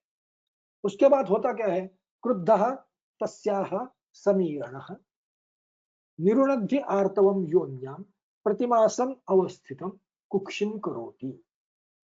ओके, क्रुद्धः समीर प्रकोप होगा, वात प्रकोप होगा, क्यों? क्योंकि हेतु उसके होने, उसी के आ रहे हैं ना, उसमें क्या है, सेवते वातलानि स्त्री, मतलब हेतु जो है वात प्रकोप के हो रहे हैं, तो प्रकोपित कौन होगा, वात ही होगा।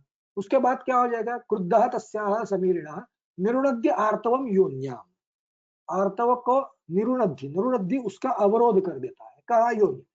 ओके, वो कैसा अर्थ है, प्रतिमासम अवस्थितम, हर मास में वहां उपस्थित होने वाला आर्तव उसका रोध कर देता है, और उसका रोध करने के कारण मतलब उसका प्रवर्तन नहीं होता है। ओके, उसका प्रवर्तन नहीं होता है, उसी की वजह से कुक्षिम करोति।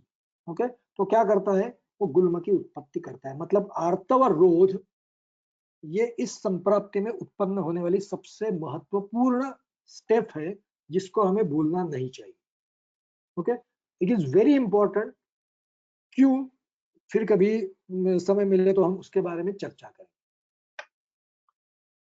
उसमें लक्षण क्या उत्पन्न होते हैं, तद गर्भलिंगम आविष्करोति च, तो उसके बाद जो लक्षण उत्पन्न होते हैं वो वर्णन करने की भी जरूरत नहीं है। तो क्या होते हैं, गर्भ के जो लक्षण शरीर स्थान में बताए गए हैं वही सभी लक्षण यहाँ उत्पन्न होते हैं, लेकिन उसमें भी विशेषता कौन कौन से लक्षण होते हैं, और नेक्स्ट लाइन में दिए हैं, वृल्लास, दौर्द, स्तन्य दर्शन, क्षामतादिकम, ये लक्षण विशेषतः उसमें दिखाई देते हैं। वृल्लास होता है, दौर्द उत्पन्न होते हैं, स्तन्य दर्शन होता है, और क्षामता, क्षामता तो दिन हो जाती है, ये लक्षण, और आदि तो बताया गया है, मतलब आदि भी जो गर्भ के लक्षण शारीरिक स्थान में बताए गए हैं उनका भी यहाँ अनुवर्तन करके समझ लेना चाहिए। उसके बाद वो संप्राप्ति जैसे जैसे बढ़ती है, आगे क्या होता है, क्रमेण वायु संसर्गात् पित्त योनितया च तत् शोणितं कुरुते तस्या वात पित्तोत्थ गुल्मजान रुक् स्तंभ दाह अतिसार त्रुज्वरादि उपद्रवान गर्भाशये च सुतराम शूलं दुष्ट असृगाश्रये योन्यः च स्राव दौर्गंध्य तोध स्पंदन वेदनाः। क्रमेण वायु संसर्ग, वायु के संसर्ग के कारण, पित्त योनितया च, पित्त योनितया च तत्, मतलब इस ये जो भेद है इसका मूल कारण क्या है, पित्त है, और वायु संसर्ग क्योंकि वात प्रकोप हेतु है। ओके, मतलब क्रमेण वायु संसर्गात् पित्तयोनि तया च तत् शोणितं तस्या शोणितं कुरुते तस्या वातपित्तोत्थ गुल्मजाम। तो लक्षण कौन से उत्पन्न होते हैं? वातपित्तोत्थ गुल्मजाम। वातपित्तो मतलब वातपित्तोत्थ गुल्म, ये जो द्वंद्व गुल्म होगा उसमें जो कुछ लक्षण मिलेंगे वो सभी लक्षण यहाँ दिखाई देंगे। उसके बाद रुक स्तंभ दाह अतिसार त्रुज्वरादि उपद्रव, ये उपद्रव उत्पन्न होंगे। ये उपद्रव भी कह सकते हैं, लेकिन उपद्रव शब्द का प्रयोग बहुत बार रूप के लिए भी किया जाता है। सो ये एडिशनल रूप ऐसा भी हम कह सकते हैं। सो रुक स्तंभ दाह अतिसार त्रुज्वरादि उपद्रव, ये भी लक्षण उसमें उत्पन्न हो जाते हैं। और सबसे महत्वपूर्ण है गर्भाशय च सुतराम शूलम। ज्यादातर शूल कहाँ उत्पन्न हो जाता है? वो गर्भाशय में उत्पन्न होता है। और उसका कारण क्या है? दुष्ट असुग आश्रय। ओके, इस संप्राप्ति में सबसे महत्वपूर्ण भाव जो संप्राप्ति में भाग लेता है वो कौन है? वो दुष्ट असुक है। और दुष्ट असुक के कारण शूल उत्पन्न होता है।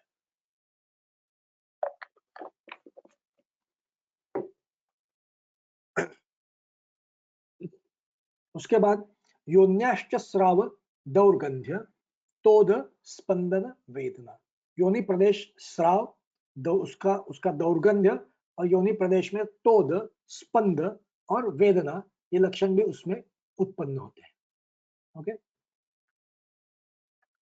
Now it is very important, जो ग्रंथ में भी दिया है और देखना भी चाहिए, रक्त गुल्म और गर्भ, इसमें व्यवच्छेद कैसे करना है। न च अंगैः गर्भवत् गुल्मः स्फुरत्यपि तु शूलवत् पिण्डीभूतः स एवास्यः कदाचित् स्पन्दते चिरात् न च अस्य वर्धते कुक्षिः गुल्म एव तु वर्धते। न च अंगैः गर्भवत् गुल्मः स्फुरति, मतलब गर्भ जो है वो अंगों से उसका स्फुरण होता है, विविध अंगों से उसका स्फुरण होता है, लेकिन गुल्म में विविध अंगों से स्फुरण नहीं होता है। शूलवत्तु, और उसमें महत्वपूर्ण लक्षण कौन सा होता है? शूल होता है, जो गर्भावस्था में नहीं होता। पिंडीभूतः स एवास्यः कदाचित स्पंदते चिरात्, वो पिंडीभूत होता है, मतलब अंग जो है वो गुल्म गर्भ में उसके अंग ये स्पर्श ग्राह्य होते हैं। और गुल्म में कुछ अंग नहीं कुछ अंग हमें स्पर्शन इंद्रिय ग्राह्य नहीं होते, सिर्फ पिंडीभूत रचना उधर दिखाई देती है।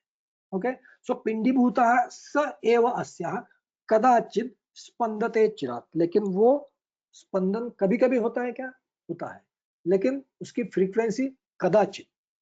ओके, और चिरात बहुत समय के बाद।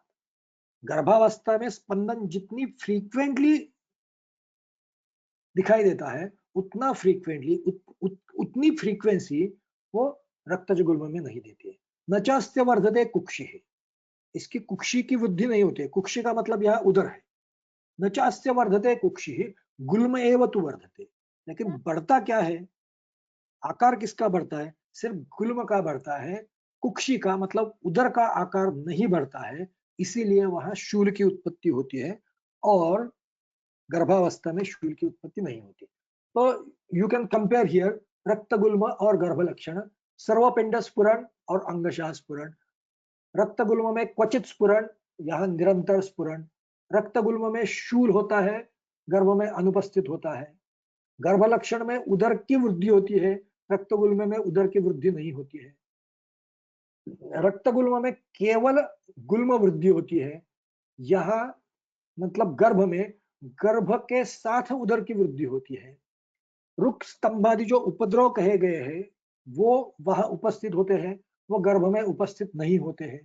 और योनिस्राव, दौर्गंध्य, तोद, स्पंदन, वेदना, ये जो हेतु योनि संबद्ध वर्णन किए गए हैं वो गर्भावस्था में नहीं मिलते हैं, सिर्फ गुल्मावस्था में मिलते हैं।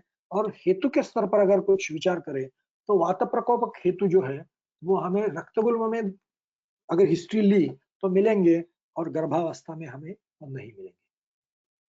उसके बाद उसके समीप वाली जो एक अवस्था है वो विद्रधि की है, तो उसमें व्यवच्छेद कैसे करना चाहिए ये भी सबसे महत्वपूर्ण है।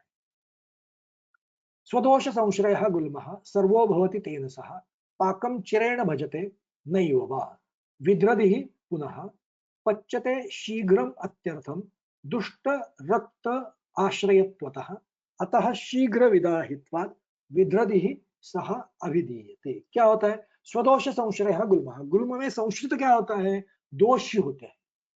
ओके, स्वदोष संश्रयः गुल्मः सर्वः भवति। सर गुल्म जो है वो अपने अपने दोष का संचय होने के बाद ही उत्पन्न होते हैं। तेन सह पाकम चिराय भजते नैव वा, इसीलिए उनका पाक कभी कभी बहुत लंबे समय के बाद होता है या नहीं भी होता है। ओके, नहीं भी होता है या ज्यादा है, पाक कभी कभी ही होता है। ओके, विद्रधि ही पुनः पच्यते शीघ्रम अत्यर्थम। देखिए विद्रधि में सबसे इंपॉर्टेंट डिफरेंशिएटिंग पॉइंट का है क्या है, तो ये है पच्यते शीघ्रम अत्यर्थम, वो अत्यधिक मात्रा में और शीघ्र, बहुत जल्दी उसका पाक हो जाता है। वहां चिरेण होता है, यहाँ बहुत जल्दी होता है। वहां पाक कभी कभार होता है, यहाँ अत्यर्थ हो जाता है। ओके, और यह ऐसा क्यों होता है, उसमें जो संचय है, संचित होने वाला भाव है, वो दोष है। और यह दुष्ट रक्त आश्रयत्व, दुष्ट रक्त का आश्रय गुल्म में हर बार नहीं होता, इसलिए वहां पाक नहीं होता है। और विद्रधि में दुष्ट रक्त का आश्रय होता है, इसीलिए उसका पाक होता है।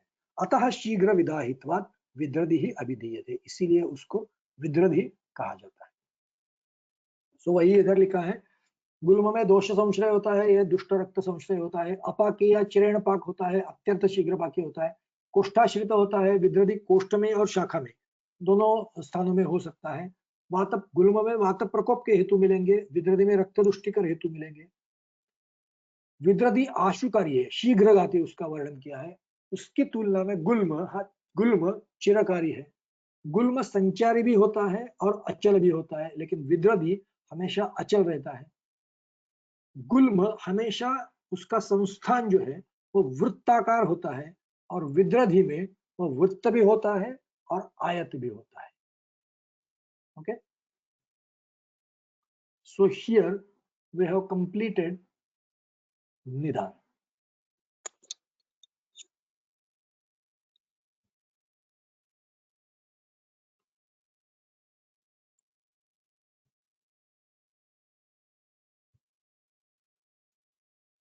So you mean we should discuss queries now?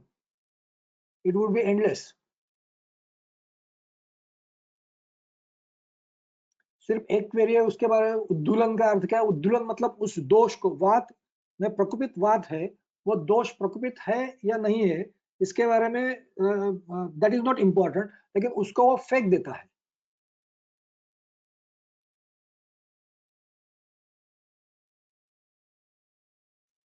So let's assume there are no queries in Nidan, so we will move ahead.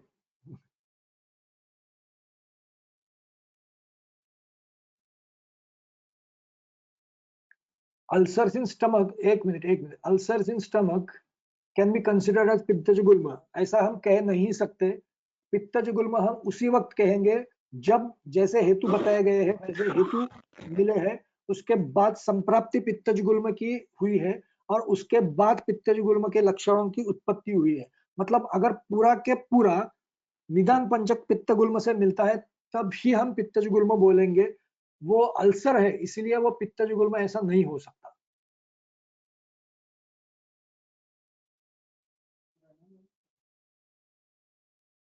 अवगाढ़ रक्त आणि अवघात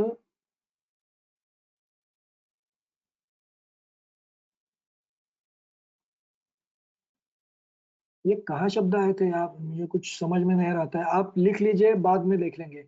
ये आपने जो कुछ लिखा है वो मुझे समझ में है। Can we get cardiac activity in रक्त गुल्म? How can we get cardiac activity in रक्त गुल्म? ये अगर दोषों का संचय है तो उसमें कार्डियक एक्टिविटी आने का कोई प्रश्न ही नहीं उत्पन्न होता।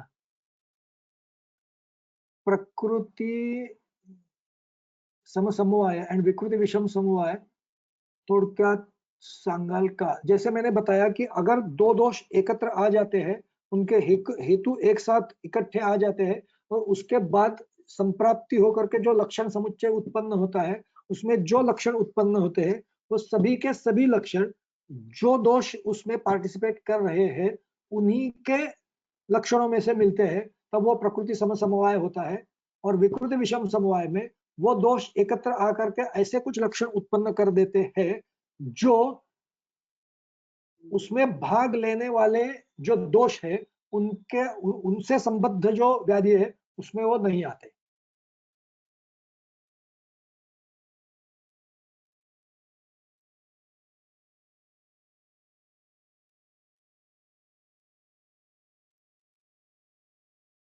जीआयटीचे इन्फ्लेमेटरी कंडिशनचा विचार गुल्मच्या दृष्टिकोनातून करू शकतो का?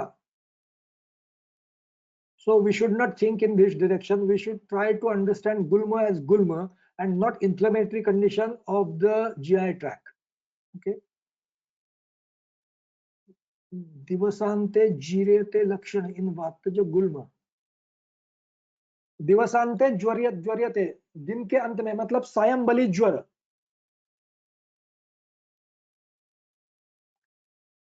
कोष्ठगत पक्वाशयगत वात गुल्म उदावर्त व्यवच्छेद। वेरी गुड, आप इसके बारे में, ये बहुत इंपॉर्टेंट है।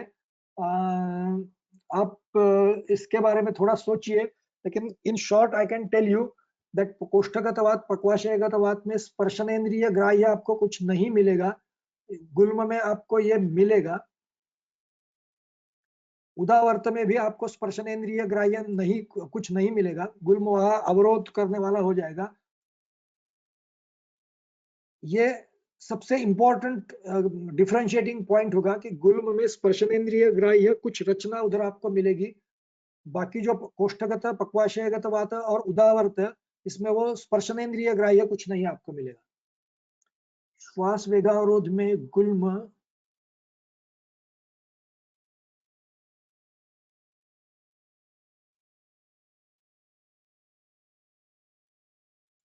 श्वास वेगावरोध में गुल्म होता है।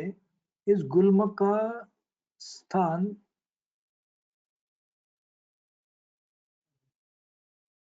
कास होगा, मतलब ये समझ में नहीं आ रहा। कास का स्थान कौन सा? उरस स्थान तो इट्स ओके।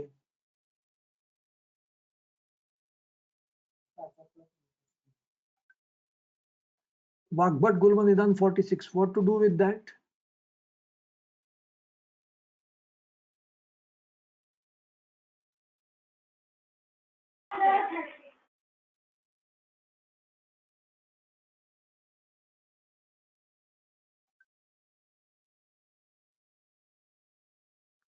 हाँ, गुल्मः अवगाढ़ः कठिनः गुरु सुप्त स्थिर अल्पः, इट्स ओके।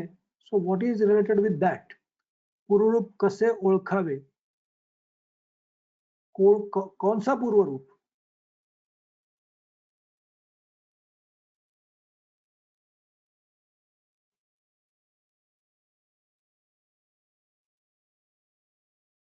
आमाशयगत पित्तज गुल्माची सुरुवात होत असताना त्यामध्ये स्पंदन जाणवू शकते का? Yes, possible. Can gulma be compared to benign tumors? I cannot comment on it. शुरू से ही मैं कह रहा हूं कि गुल्म के नाम से ही जानना ज्यादा उचित है, उसके हेतु, उसके लक्षण, उसके हिसाब से ही जानना चाहिए। You should not try to compare it with any other thing. Okay, व्याधी मॅनिफेस्ट होता है याचे काही लक्षण. I'm not getting what you exactly want to say. चरक सूत्र 28 मध्ये रक्तदोषाच्या व्याधीमध्ये गुल्माचा उल्लेख आहे. तो रक्तज गुल्म समजावा की अन्य कोणता? Yes, it should be considered as रक्तज गुल्म, बट जैसे मैंने बताया कि नॉट आर्तव दोषजन्य रक्त गुल्म, बट रक्त गुल्म इररिस्पेक्टिव्ह ऑफ आर्तव दोषजन्य. ओके, गुल्म स्पर्शगम्य असणे अवश्यंभावी आहे का? म्हणजे अभ्यंतर स्थान संशयात स्पर्श परीक्षा करता येणार नाही, त्याचे निदान कसे करावे? It's understood. उसमें उसके बारे में एक चर्चा की है, वो बाद में हम देखेंगे, लेकिन वो स्पर्शनेन्द्रिय ग्राह्य होना ही चाहिए, क्योंकि उसके बिना उसको हम गुल्म नहीं कह सकते. अभ्यंतर गुल्म में कौन से लक्षण है, ये निदान स्थान में आगे आगे दिए गए हैं. बट ही सामता देयर ऑल्सो स्पर्श लाइक गुल्म, उदर, गौरव, फक्त वृत्त गाढ असा स्पर्श असला पाहिजे. कठिणत्व और गाढ़त्व स्पर्श ऑफ आम and कठिणत्व and गाढ़त्व स्पर्श of गुल्म, when you will feel, you will get the difference. आम में उसका जो गाढ़त्व और कठिणत्व है वो बहुत कम होगा, गुल्म में वो ज्यादा होगा. सर टाइपिंग मिस्टेक झाली होती कास अशी काय होगा, क्या होगा यार? तो पहला प्रश्न तो ऊपर निकल गया. प्रैक्टिकल अप्रोच ऑफ गुल्म विथ करंट व्याधिज. करंट व्याधिज मतलब क्या? गुल्म ही करंट व्याधि है ना.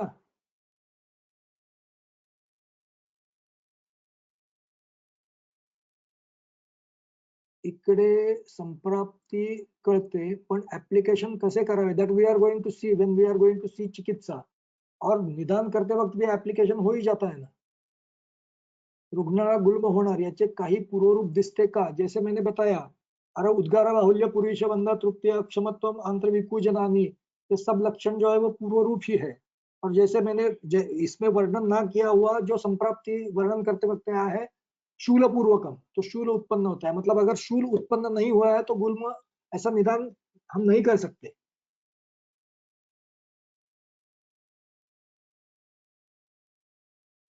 Okay, finish. Very good. So should we move to chikitsa?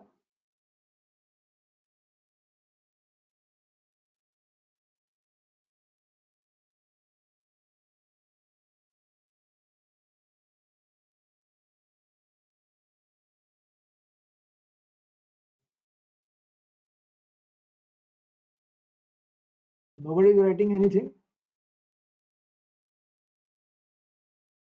CA मध्ये काही प्रकारात ग्रंथी होतात. So should our nidan be gulma? If we get entire nidan panchak of gulma, definitely we can say that that is gulma. But we cannot say that that is CA. That's why it is gulma. हो सकता है क्या? हो सकता है.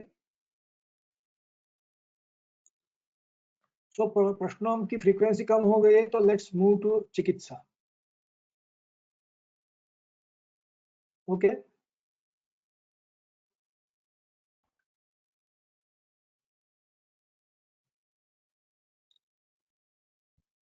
Now move to chikitsa. The first one, वातज गुल्म चिकित्सा. चिकित्सा करते वक्त गुल्म में सबसे महत्वपूर्ण है कि उसकी सामान्य चिकित्सा करके कुछ दिया ही नहीं है. मतलब बहुत व्याधियों में ऐसा होता है कि पहले कुछ सामान्य चिकित्सा दी हुई होती है, उसके बाद प्रकार मतलब उसके जो भेद है उसके हिसाब से अलग सी चिकित्सा, विशेष चिकित्सा दी हुई होती है. लेकिन गुल्म में सामान्य चिकित्सा करके कुछ नहीं दिया गया है. मतलब इसमें कुछ सामान्य चिकित्सा है ही नहीं. जो कुछ चिकित्सा है वो विशेष चिकित्सा ही है. मतलब जब तक आप दोषों का ज्ञान गुल्म में नहीं कर लेते तब तक आपको उसकी चिकित्सा करना संभव नहीं है.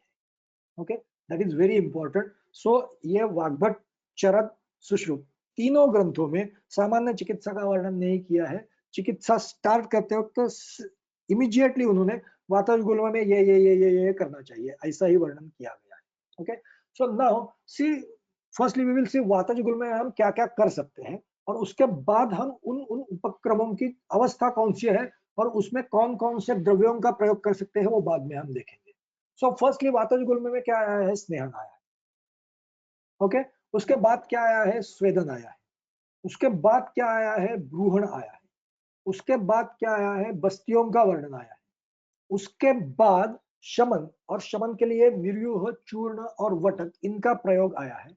उसके बाद कुछ अवस्थाओं का वर्णन किया है जो वातज गुल्म में उत्पन्न होती है. उन अवस्थाओं में ये जो सामान्य चिकित्साओं के सिद्धांत बताए गए हैं, उपक्रम बताए गए हैं, उनसे कुछ डेविएशन करना पड़ता है, उसमें कुछ मॉडिफिकेशन करना पड़ता है, इसलिए उनका अलग से वर्णन किया गया है. उसके बाद कुछ लक्षणों का वर्णन आया है जो लक्षण वातज गुल्म में उत्पन्न होते हैं और जिनकी चिकित्सा इररिस्पेक्टिव ऑफ संप्राप्ति भंग हमें करनी पड़ती है. मतलब संप्राप्ति भंग के लिए हम कुछ ना कुछ तो करते ही रहेंगे, लेकिन उस वक्त वो लक्षण जो है वो सबसे महत्वपूर्ण होता है, इसलिए उस लक्षण की कुछ ना कुछ चिकित्सा करनी पड़ती है। तो ऐसे कुछ लक्षणों की चिकित्सा भी उसके बाद वर्णन की है।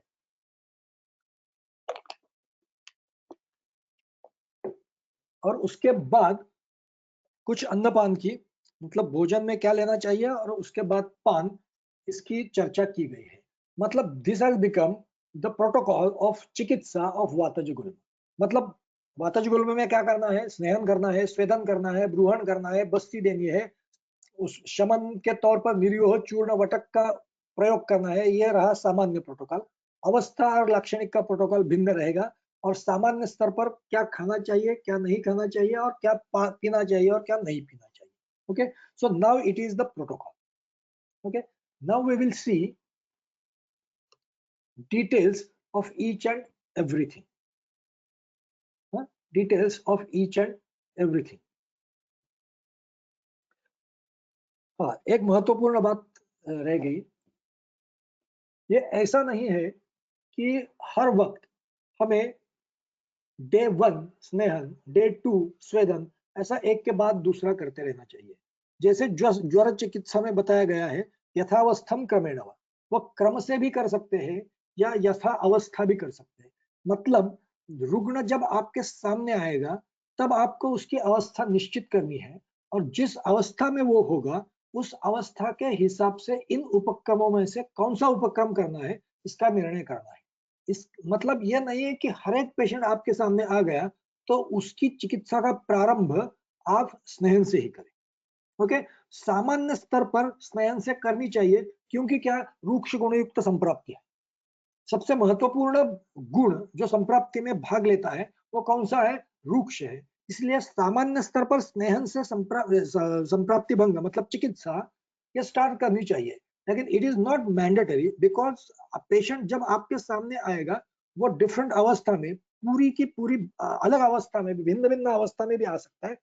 तो स्नेहन के बजाय आपको भ्रूण से भी चालू करना पड़े, आपको बस्ती से भी चालू करना पड़े, आपको स्वेदन से भी आपकी चिकित्सा क्रम का प्रारंभ करना पड़े, ऐसा भी हो सकता है। So that will totally depend on the अवस्था in which patient is approaching to you. Okay, so ये प्रोटोकॉल मतलब इसमें क्या क्या कर सकते हैं और कौन कौन सी अवस्था में इसमें से कौन कौन सा उपक्रम करना चाहिए, इसके बारे में हम देखें। So the first one is स्नेहन। कहा करना चाहिए? गुल्मम बद्ध चक्रुत्वातम वातिकम तीव्र वेदनम रूक्ष शीतोद्भवम तैलैः साधयेत् वातरोगिकैः पानान्न अन्वासन अभ्यंगैः स्निग्धस्य। ओके, आगे अलग सी चिकित्सा बताई गई है। गुल्मम, गुल्म में स्नेहन करना चाहिए। कब करना चाहिए? बद्ध चक्रुत्वातम। तो ये अवस्था डिफाइन होगी। जब बद्ध चक्रुत और बद्ध वात ये अवस्था होगी तो वो स्नेहन की अवस्था होगी। ओके, दूसरा क्या है? वातिकम गुल्मम, ये तो इधर आ गया। बद्ध चक्रुत्वातम तीव्र वेदना, मतलब लक्षण कौन सा उत्पन्न होना चाहिए? तीव्र वेदना होना चाहिए। आगे क्या बताया गया? रूक्ष शीतोद्भवम, हेतु कौन से मिलने चाहिए? रूक्ष गुण और शीत गुण से संबद्ध हेतु मिलने चाहिए। उसकी चिकित्सा कैसे करनी चाहिए? साधयत वातरोगिकैः तैलैः, तेलों से करनी चाहिए, सिद्ध तैलों से करनी चाहिए। और वो तैल कौन से प्रयोग में लाने चाहिए? जो वातरोग में तैल बताए गए हैं उन तैलों का प्रयोग करके वातरोग की वातज गुल्म की चिकित्सा करनी है। और उन तैलों का प्रयोग कौन कौन से माध्यम से कर सकते हैं? सो पान कर सकते हैं, अन्न में उसका प्रयोग कर सकते हैं, अनुवासन में उसका प्रयोग कर सकते हैं, या उसका अभ्यंग कर सकते हैं। ओके, और ये कब तक करना चाहिए? एक बार अभ्यंग किया, एक बार अनुवासन दे दिया तो काम हो जाएगा? हो जाएगा? ऐसा तो बिल्कुल नहीं है। तो कब तक करना चाहिए? स्निग्धस्य, मतलब आगे वाला जो उपक्रम है वो स्निग्ध होने के बाद करने के लिए विधान किया गया है। मतलब ये सभी उपक्रम तब तक कंटिन्यू करने हैं जब तक हम सम्यक स्निग्ध के लक्षण नहीं दिखा पाते, तब तक ये चिकित्सा हमें करनी चाहिए। मतलब अगर उस रुग्ण में रूक्ष और शीत गुण से संबद्ध हेतु है, उस रुग्ण में तीव्र वेदना है और उस रुग्ण में बद्ध शकृत और वात ये अवस्था है, तो उस अवस्था में हमें स्नेहन करना चाहिए। और उसके लिए सिर्फ अभ्यंग ही करना चाहिए या पान ही करना चाहिए ऐसा नहीं है। जो माध्यम आपको उचित लगे उस माध्यम से स्नेहन करना चाहिए। वो पान भी हो, वो अन्न भी हो, वो अन्वासन भी हो या और अभ्यंग भी हो। ओके, उसमें एक महत्वपूर्ण बात है, गुल्म तो सारे कोष्ठ में होते हैं, उरस्थान से लेकर के पक्वाशय तक। तो जो ये 4 माध्यम बताए गए हैं, पान, अन्न, अन्वासन, अभ्यंग, इसमें से स्थान से कुछ भेद है क्या? नहीं है। इसका वर्णन इस सूत्र में किया गया है। स्नेहपादम हितम गुल्मे विशेषेण ऊर्ध्वनाभिजे पक्वाशय गते बस्ति उभयम जठराश्रय। स्नेहपान करना चाहिए। कब करना चाहिए? हितम गुल्मे, गुल्म में हितकर है। विशेषेण ऊर्ध्वनाभिजे, विशेषतः ऊर्ध्वनाभिज, नाभि के ऊपर वाले प्रदेश में अगर गुल्म की उत्पत्ति हो गई है तो स्नेहपानम हितम। तो विशेषण कहा गया है, इसका मतलब सिर्फ ऊर्ध्वनाभिगत जो गुल्म है इसमें ही स्नेहपान करना है ऐसा नहीं है। नाभिस्थ या अधोनाभिस्थ गुल्म में भी आप उसका प्रयोग कर सकते हैं, लेकिन विशेषतः ऊर्ध्वनाभिज अगर गुल्म है तो स्नेहन के लिए स्नेहपान करना उचित है। पक्वाशय गते बस्ती, अगर पक्वाशयस्थ गुल्म है तो बस्ती का प्रयोग करना चाहिए। डेफिनेटली यहाँ बस्ती कौन सा प्रयोग में लाना चाहिए? हम स्नेहन की बात कर रहे हैं तो हम निरोह का उपयोग तो नहीं करेंगे, तो हमें अनुवासन का ही प्रयोग करना है। और अगर निरोह की अवस्था हो तो भी हमें स्निग्ध जो निरोह है उनमें से कुछ निरोह का चयन करना पड़ेगा। लेकिन यहाँ तो निरोह लगता नहीं है कि निरोह अपेक्षित है। यहाँ तो पक्वाशय गते बस्ती, मतलब स्नेहन करने के लिए पक्वाशयस्थ गुल्म के लिए बस्ती का प्रयोग करना चाहिए, तो अनुवासन में होगा। उभयम जठराश्रय, और अगर जठराश्रित गुल्म हो, जठराश्रित मतलब कहा नाभि या नाभि पार्श्वस्थ, मतलब नाभि स्थानस्थ गुल्म हो, तो उभयम, दोनों उपक्रमों का उपयोग करना चाहिए। मतलब स्नेहपान भी करना चाहिए और बस्ती भी करना चाहिए, लेकिन एक साथ करना नहीं चाहिए, क्योंकि सूत्रस्थान में ही बताया गया है कि एक साथ स्नेहपान मतलब ऊर्ध्व मार्ग से और अधो मार्ग से बस्ती का स्नेह का प्रयोजन नहीं करना चाहिए। तो अगर उभय उपक्रमों का अवलंब करना है, वो कैसे करना है वो हमें देखना पड़ेगा। उस वक्त जब अगर स्नेहपान करने की जरूरत हो तो पान करना है, अगर बस्ती की जरूरत हो तो बस्ती करनी है, लेकिन एक साथ दोनों उपक्रम करना ये सूत्र स्थान में जो बताया गया है उससे विरुद्ध हो। ओके, तो अगर ऊर्ध्व नाभि हो तो स्नेहपान, पक्वाशयस्थ हो तो अनुवासन, और अगर नाभिस्थ हो तो आइदर स्नेहपान या अनुवासन इसका प्रयोग करना चाहिए। तो इसमें कौन कौन से तेलों का प्रयोग कर सकते हैं? 3-4 तेलों का हम वर्णन देखेंगे, उसके बाद आगे चले जाएंगे, क्योंकि आप अगर ढूंढते जाएंगे तो बहुत सारे आपको कल्प मिलेंगे। उन सभी कल्पों का विचार करना हमारे समय हमें इतना समय हमें तो उपलब्ध है ही नहीं। ओके, तो सिद्धम कुक्षाम शीलितम, सो पहला जो आया है वातरोग में से, क्योंकि पहले हमें क्या बताया गया है? साधेत वातरोग कही। सो स्नेहन करना ये किन द्रव्यों की सहायता से करना चाहिए? तो वातरोग में जो वर्णित तैल है उनसे करना है। तो वातरोग में वर्णित पहला तेल सहचरादि तैल, क्या है उसकी फलश्रुति? हम उसका निर्माण विधि नहीं देखेंगे। सिद्धम कृच्छ्रांत शीलितम हंति वातान कंपाक्षेपक संभशोषादि युक्तान गुल्म उन्मादौ पीनसम योनिरोग। गुल्म, उन्माद, पीनस, योनिरोग में इसका प्रयोग करना है। मतलब गुल्म की चिकित्सा करते वक्त हम वातरोगोक्त सहचरादि तेल का प्रयोग कर सकते हैं, ये करना चाहिए। हमने उसको अंडर एस्टिमेट कर दिया है कि सहचरादि तेल का उपयोग हम सिर्फ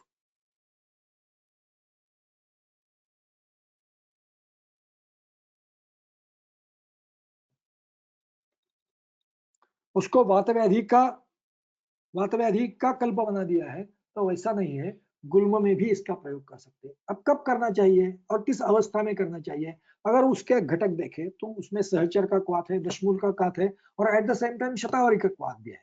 और इन क्वाथों की सहायता से जो कल्क द्रव्य है उसमें वो बहुत सारे द्रव्य है, उष्ण और तीक्ष्ण है, और उसमें द्रवद्रव्य के तौर पर, मतलब जैसे क्वाथ है वैसे तुल्य क्षीर भी है। तुल्य क्षीर मतलब जितना तैल है उतना क्षीर भी है। तो ये कल्प जो है इसमें कुछ द्रव्य उष्ण गुण वाले हैं, कुछ द्रव्य शीत गुण वाले हैं, कुछ द्रव्य अपतर्पण करने वाले हैं, कुछ द्रव्य संतर्पण करने वाले हैं। मतलब ये स्निग्ध और उष्ण गुणों का मेलन है, सम्मिलन है। मतलब ये स्निग्ध है, ज्यादा शीत भी नहीं है और ज्यादा उष्ण भी नहीं है।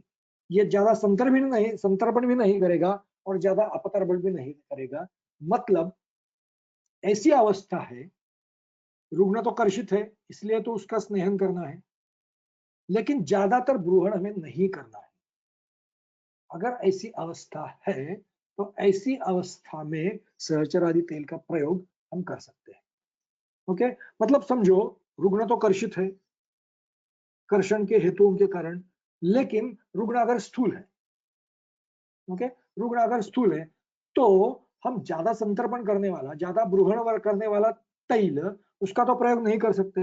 मतलब हमें कर्षित रुग्ण का स्नेहन तो करना है, लेकिन उसी वक्त उसका ज्यादा ब्रूहण भी नहीं करना है। अगर ऐसी अवस्था हो तो उस अवस्था में इस तैल का प्रयोग करना चाहिए। मतलब व्याधि की जो अवस्था है वो अपतर्पित है, उसका संतर्पण करना है, और रुग्ण की जो अवस्था है वो संतर्पित है, उसको अपतर्पण करना है। अगर ऐसी स्थिति हो तो इस अवस्था में इस तैल का प्रयोग हम कर सकते हैं। उसके बाद सहचर तैल आया है, वो सिर्फ भेड़ का है, और उसमें जो पहला वाला सहचर आदि है उसमें जो ज्यादातर द्रव्य है वो इसमें नहीं है। इसमें सिर्फ सहचर क्वाथ और सहचर कल्क है, और दुग्ध के साथ उसको सिद्ध करना है। और इसकी एक विशेषता है कि यह सिद्ध करने के बाद उसमें शर्करा का मिश्रण किया गया। सिद्ध करते वक्त शर्करा का मिश्रण करना नहीं है, सिद्ध करने के बाद उसका, ये शायद मैंने एक ही तेल देखा है कि जिसमें सिद्ध होने के बाद कुछ ऐड करने के लिए कहा गया है। तो सिद्ध करने के बाद उसमें शर्करा का मिश्रण करना है। तो उसका प्रयोग कहाँ करना चाहिए? वात कुंडलिका उन्माद गुल्म वर्धम आत्मा गुल्म वर्धमादिकांचय। तो गुल्म इधर भी आ गया तो इसका प्रयोग कर सकते हैं। लेकिन जैसे पहले वाले सहचरादि तेल में कुछ संतर्पण करने वाले द्रव्य थे, यहाँ तो दुग्ध के सिवा और कुछ है नहीं। ओके, और सहचर है। ओके, और उसका कल्क और क्वाथ है, मतलब अपतर्पण का बल, अपतर्पण करने वाले द्रव्यों का बल शायद थोड़ा ज्यादा होगा। तो ये पहले की तुलना में थोड़ा अधिक अपतर्पण करने वाला कल्प होता है। तो इसीलिए इसका अगर प्रयोग ज्यादा अपतर्पण करना है, अगर ऐसी स्थिति हो तो इस तैल का प्रयोग हम कर सकते हैं। उसके बाद बला तैल में भी इसका वर्णन है। कासम श्वासम ज्वरम छर्दिम मूर्छाम गुल्म क्षतक्षयम प्लिह शोषो अपस्मार अलक्ष्मीम च प्रणाशयद बला तैलम इदम श्रेष्ठम वात व्याधि विनाशनम। इसको भी हमने सिर्फ वात व्याधि का तैल बना दिया। तो इसका प्रयोग भी गुल्म में कर सकते हैं क्या? कर सकते हैं। इसमें क्या क्या है? बला, अमृता, रासना, इनका क्वाथ है, दधि, मस्तु, इक्षु निर्यास, शुक्त। ये भी आप देखेंगे तो संतर्पण अपतर्पण करने वाले द्रव्यों का मिश्रण है। लेकिन पूरे के पूरे द्रव्यों का अगर हमने अभ्यास किया तो ये पूरा के, और उसकी जो फलश्रुति है उसका अभ्यास किया तो ये अपतर्पण करने वाला तैल नहीं लगता है। ओके, सो अगर क्लियरली इंडिकेटेड है कि हमें संतर्पण ही करना है, मतलब रुग्ण भी कृश है, कर्षित भी है, मतलब रुग्ण की अपेक्षा भी ब्रूहण है और व्याधि की अपेक्षा भी ब्रूहण है, ऐसा अगर हो तो हम इस तेल का प्रयोग कर सकते हैं। ओके, और दूसरी एक महत्वपूर्ण बात है, अलक्ष्मीम च प्रणाशय। मतलब ये व्याधि इतना बढ़ गया है कि अलक्ष्मी, अलक्ष्मी मतलब तेज, रुग्ण का जो तेज है वो हीन हो गया है। मतलब संप्राप्ति चिरकारी हो गई है, बहुत दिनों तक चलती आ रही है, और उसने जो सामान्य भाव है उनको, उन पर भी आघात करके तेज जैसा अत्यंत महत्वपूर्ण भाव उसका भी हनन कर लिया है। यहां तक अगर संप्राप्ति पहुंच गई है तो हम इस तैल का प्रयोग कर सकते हैं। So it is very important. पहला जो था वो संतर्पण और अपतर्पण, ये बीच वाली अवस्था में प्रयोग करने के लिए ज्यादा योग्य था। दूसरा वाला जो था वो ज्यादा अपतर्पण करने वाला था, और ये जो तीसरा वाला है वो कंप्लीटली संतर्पण करने वाला, ब्रूहण करने वाला तैल है। सो यह जो वातरयोक्त तैल है उनका वो मैंने 3 ही लिए हैं, बाकी भी और ले सकते हैं, ये कितना भी बढ़ाएंगे तो हम बढ़ा सकते हैं। उसके बाद 3-4 कल्प ऐसे लिए हैं जो गुल्म के अध्याय में ही वर्णन किए हैं और स्नेहन के लिए इनका प्रयोग वर्णित है।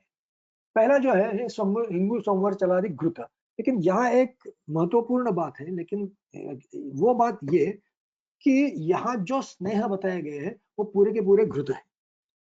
ओके, उधर तो बताया गया कि वातरोक्त तैलों से स्नेहन करना चाहिए, लेकिन गुल्म अध्याय में जो वर्णन किए हुए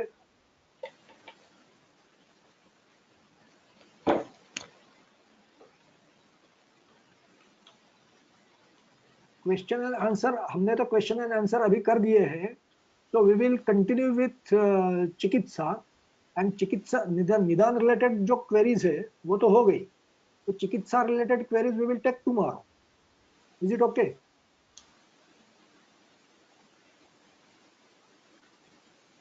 सो शूल आनाहर,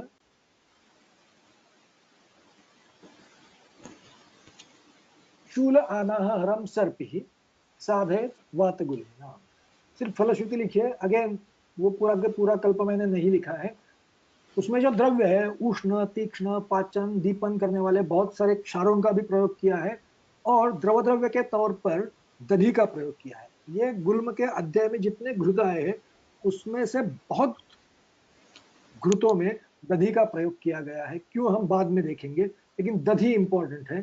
सो शूल आनाह हरम सर्पि ही साधे गुल्बात गुल्म। सो ये अवस्था डिफाइन हो गई, ज्यादा कुछ सोचने की बात नहीं है। शूल और आनाह ये लक्षण अगर महत्वपूर्ण है, प्रिडोमिनेंट है, तो इस घृत का प्रयोग करना है। उसके बाद हपुषादि घृत, वातगुल्म उदर आनाह पार्श्वभृत कोष्ठ वेदना और योनि अर्श गृहणी दोष कास श्वास अरुचित ज्वरान।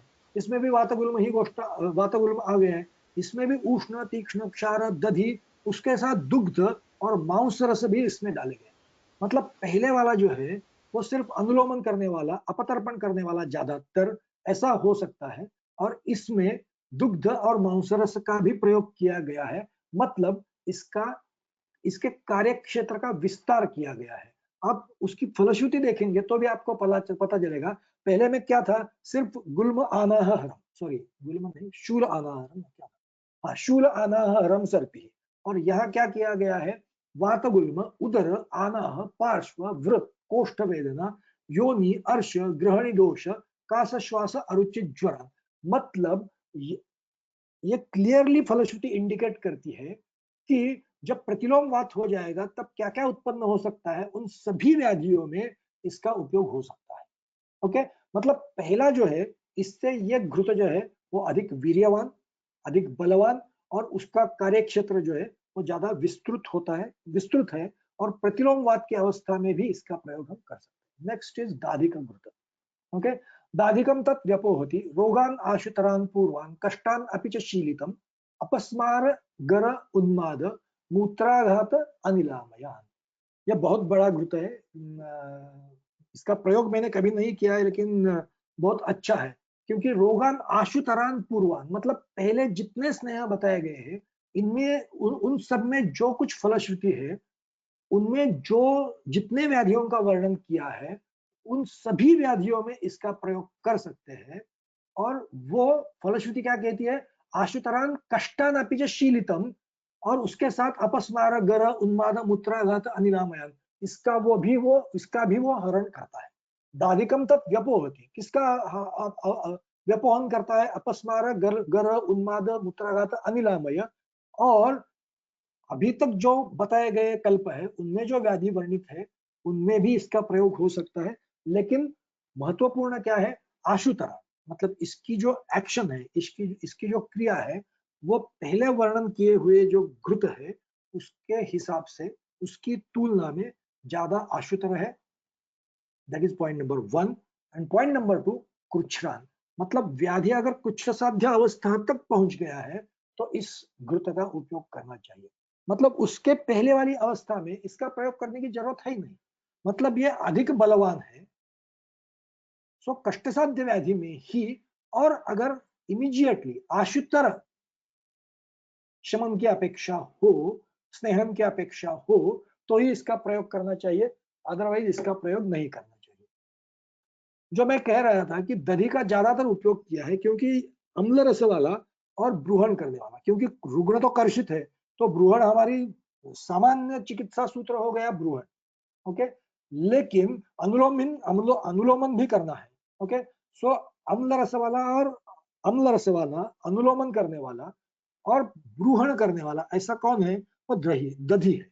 सो अम्लपाक रसम ग्राही गुरुष्णम दधिवातजित, लगता है कि इन्हीं गुणों के कारण दधि का उपयोग जो कल्प गुल्माध्याय में वर्णन किए हैं उसमें बहुत सारे कल्पों में दधि का द्रव द्रव्य के स्तर पर प्रयोग किया गया है। उसके बाद एक घृत आया है लशुन सिद्ध, तत्परम वातगुल्म विकारजित। इसकी फलश्रुति इतनी है, तत्परम सर्व वातगुल्म विकारजित। वातगुल्म में जितने जितने विकार उत्पन्न होते हैं उन सभी विकारों में इसका उपयोग हो सकता है। मतलब वातगुल्म में जितने लक्षण उत्पन्न हो सकते हैं, वातगुल्म में जितने उपद्रव उत्पन्न हो सकते हैं, वातगुल्म की असाध्यावस्था में जितने लक्षण उत्पन्न हो सकते हैं, उन सभी लक्षणों में इसका प्रयोग किया जा सकता है। मतलब ये, और दूसरी बात तत्परम, ये श्रेष्ठ है। मतलब ये ब्रॉड स्पेक्ट्रम वाला, किसी भी लक्षण में अगर इसका प्रयोग किया, किसी भी अवस्था में अगर इसका प्रयोग किया तो गलत प्रयोग किया ऐसा नहीं हो सकता। इतना ब्रॉड स्पेक्ट्रम वाला ये घृत है, तो किसी भी लक्षण के लिए इसका प्रयोग कर सकते हैं। उसके बाद जो है वो सबसे महत्वपूर्ण है षट्पल घृत। षट्पलम वा पिबेत सर्पि यदुक्तम राजयक्ष्मणि प्रसन्नया वा क्षीरार्थः सुरया दाडिमेन वा घृते मारुतगुल्मघ्नः कार्यो दध्नः सरेण वा। षट्पल घृत, पहले तो वो राजयक्ष्मा में वर्णित है, उसके बाद वो गुल्म में वर्णित है, उसके बाद वो उदर चिकित्सा में भी वर्णित है, ओके। सो सबसे पहले वर्णन क्या है? राजयक्ष्मा में। वहां क्या, उधर क्या वर्णन है? वहां तो क्षीर षट्पल घृत है। उसका निर्माण कैसे करते हैं? पंचकोल, उसके साथ यवक्षार, क्षीर और सिद्ध घृत करना है और उसका प्रयोग करना है, ओके। सो वहां किया क्या है? राजयक्ष्मा में होता क्या है? स्रोतोरोध और उसके कारण अपतर्पण। मतलब स्रोतोरोध भी है, मतलब संप्राप्ति में दो स्टेप्स आ गई। एक तो अपतर्पण हो गया है तो संतर्पण की अपेक्षा है, और स्रोतोरोध है जो अपतर्पण की अपेक्षा करता है, ओके। तो एक ही व्याधि के संप्राप्ति में एक स्टेप ऐसी है कि जहां चिकित्सा जो है वो संतर्पण की अपेक्षा करती है, और दूसरी स्टेप ऐसी है जो अपतर्पण की अपेक्षा करती है, ओके। ऐसी अवस्था में हमें ऐसे द्रव्यों का प्रयोग करना चाहिए जो संतर्पण भी कर सकते हैं और अपतर्पण भी कर सकते हैं। मतलब स्रोत शुद्धि और उसके बाद ब्रूहण, ये करने के लिए षट्पल घृत का निर्माण किया गया है। मतलब पंचकोल और यवक्षार ये कल्क द्रव्य है, वो स्रोत शोधन करेंगे, और दुग्ध और घृत जो सिद्धि करते वक्त उसमें डाले गए हैं वो संतर्पण का काम करेंगे। सो यही संप्राप्ति, यही दो इंपॉर्टेंट स्टेप्स गुल्म में भी उत्पन्न होते हैं। पहली बात, कर्षित रुग्ण होता है तो संतर्पण की अपेक्षा करता है, ब्रूहण की अपेक्षा करता है, और उसके बाद गुल्म की उत्पत्ति होती है, उस वक्त वहां अवरोध उत्पन्न होता है, तो वहां स्रोत शोधन की अपेक्षा होती है। सो एक ही संप्राप्ति में ब्रूहण और स्रोत शोधन, ये दो अपेक्षाएं जब हमें पूरी करने की जरूरत होती है तो उस वक्त इसका प्रयोग कर सकते हैं। लेकिन इधर क्या किया है? प्रसन्नया वा क्षीरार्थः सुरया दाडिमेन वा घृते मारुत गुल्मघ्नः कार्यो दध्नः सरेण वा। क्षीरार्थः मतलब राजयक्ष्मा में जो द्रव्य के स्तर पर क्षीर का प्रयोग किया है, उसके बजाय यह प्रसन्न या सुरा या दाडिमस्वरस या दधिसर, इसका प्रयोग करना चाहिए, और चार भिन्न भिन्न कल्प उससे बन सकते हैं, ओके। मतलब क्षीर के बजाय प्रसन्ना डाल करके एक कल्प, क्षीर के बजाय सुरा डाल के दूसरा कल्प, वैसे ही दाडिम और दधिसर, ओके। और प्रसन्न और सुरा बना के तो कल्प मैंने देखा नहीं है, लेकिन दाड़िम स्वरस और दधिसर, इनसे बनाए हुए कल्पों का बहुत बार प्रयोग किया है। सो दाड़िम षट्पल घृत जो पहला है उसको हमने नाम दिया है कि दाड़िम षट्पल घृत, ओके। सो जैसे क्षीर षट्पल घृत वो दाड़िम षट्पल घृत, तो उसका प्रयोग कब करना चाहिए? पित्तानुबंधी वातज गुल्म हो, ऐसी अगर अवस्था हो तो उसका प्रयोग करना चाहिए। दधिसर युक्त षट्पल घृत मतलब मस्तु षट्पल घृत, उसका प्रयोग कब करना चाहिए? मस्तु ये स्रोतशोधन करने वाली है, मतलब जब स्रोतशोधन की अधिक अपेक्षा हो, कफानुबंधी वातज गुल्म हो, ऐसे अगर अवस्था हो तो मस्तु षट्पल घृत का प्रयोग करना चाहिए। मेरे ख्याल से 4 बज गए हैं। Either we can continue and complete Sweden, or we can stop here and continue with this Upakram tomorrow. So Hello? what to do? हा सर, माझ्या मते 4 वाजलेले आहेत. आपण उद्याचं सेशन कंटिन्यू ठेवलेला आहे ना? हो सेम. तेव्हा it is हा better to continue tomorrow. हा आणि आता ज्या शंका ज्या आहेत त्या तुम्ही ऑलरेडी घेतलेल्या आहेत, ज्या निदानासंबंधीच्या आहेत. निदानाचे झालेले तर आहेत, हा चिकित्सेशी काय असतील एकदा मी तर एखाद दुसरी घेऊया, अदरवाईज मग त्या सगळ्या चिकित्सेच्या मला वाटतं उद्याच घेऊया आपण. चालेल, मग तसं आपण आता सांगूया सगळ्यांना. तो चालेल. धन्यवाद वैद्य कुलकर्णी सर, आपने आज गुल्म चिकित्सा और गुल्म निदान इसके बारे में बहुत विस्तृत वर्णन किया। गुल्म ये ऐसी चीज है जिसके बारे में बहुत सारा कंफ्यूजन होता है, ग्रंथों में लिखा हुआ जो है वो प्रैक्टिकली कैसे देखा जाए, तो वो आपने बहुत अच्छी तरीके से एक्सप्लेन किया। तो आयुर्वेदीय पुणे की ओर से और आयुर्वेद टीचर्स एसोसिएशन की ओर से मैं आपको बहुत धन्यवाद देता हूँ। आज के आपके इस लेक्चर की वजह से हमें बहुत सारी चीज़ों का ज्ञान जो है वो खुल के, कौन सी अवस्था में कौन सी चीज़ इस्तेमाल करनी चाहिए, या फिर डायग्नोसिस करते टाइम, निदान करते टाइम किस तरह के से वातज गुल्म जो है डिफरेंशिएट किया जा सकता है, रक्तज गुल्म जो है उसका भी आपने जो एक्सप्लेनेशन किया वो हमारे लिए बहुत सराहनीय था। तो अभी चिकित्सा का जो आपका इसका पार्ट है वो हम कल फिर सुनने की अपेक्षा लेके मैं आपको बहुत धन्यवाद देता हूँ। धन्यवाद सर। हम धन्यवाद। कल चिकित्सा का पार्ट जो है वो कंटिन्यू करेंगे।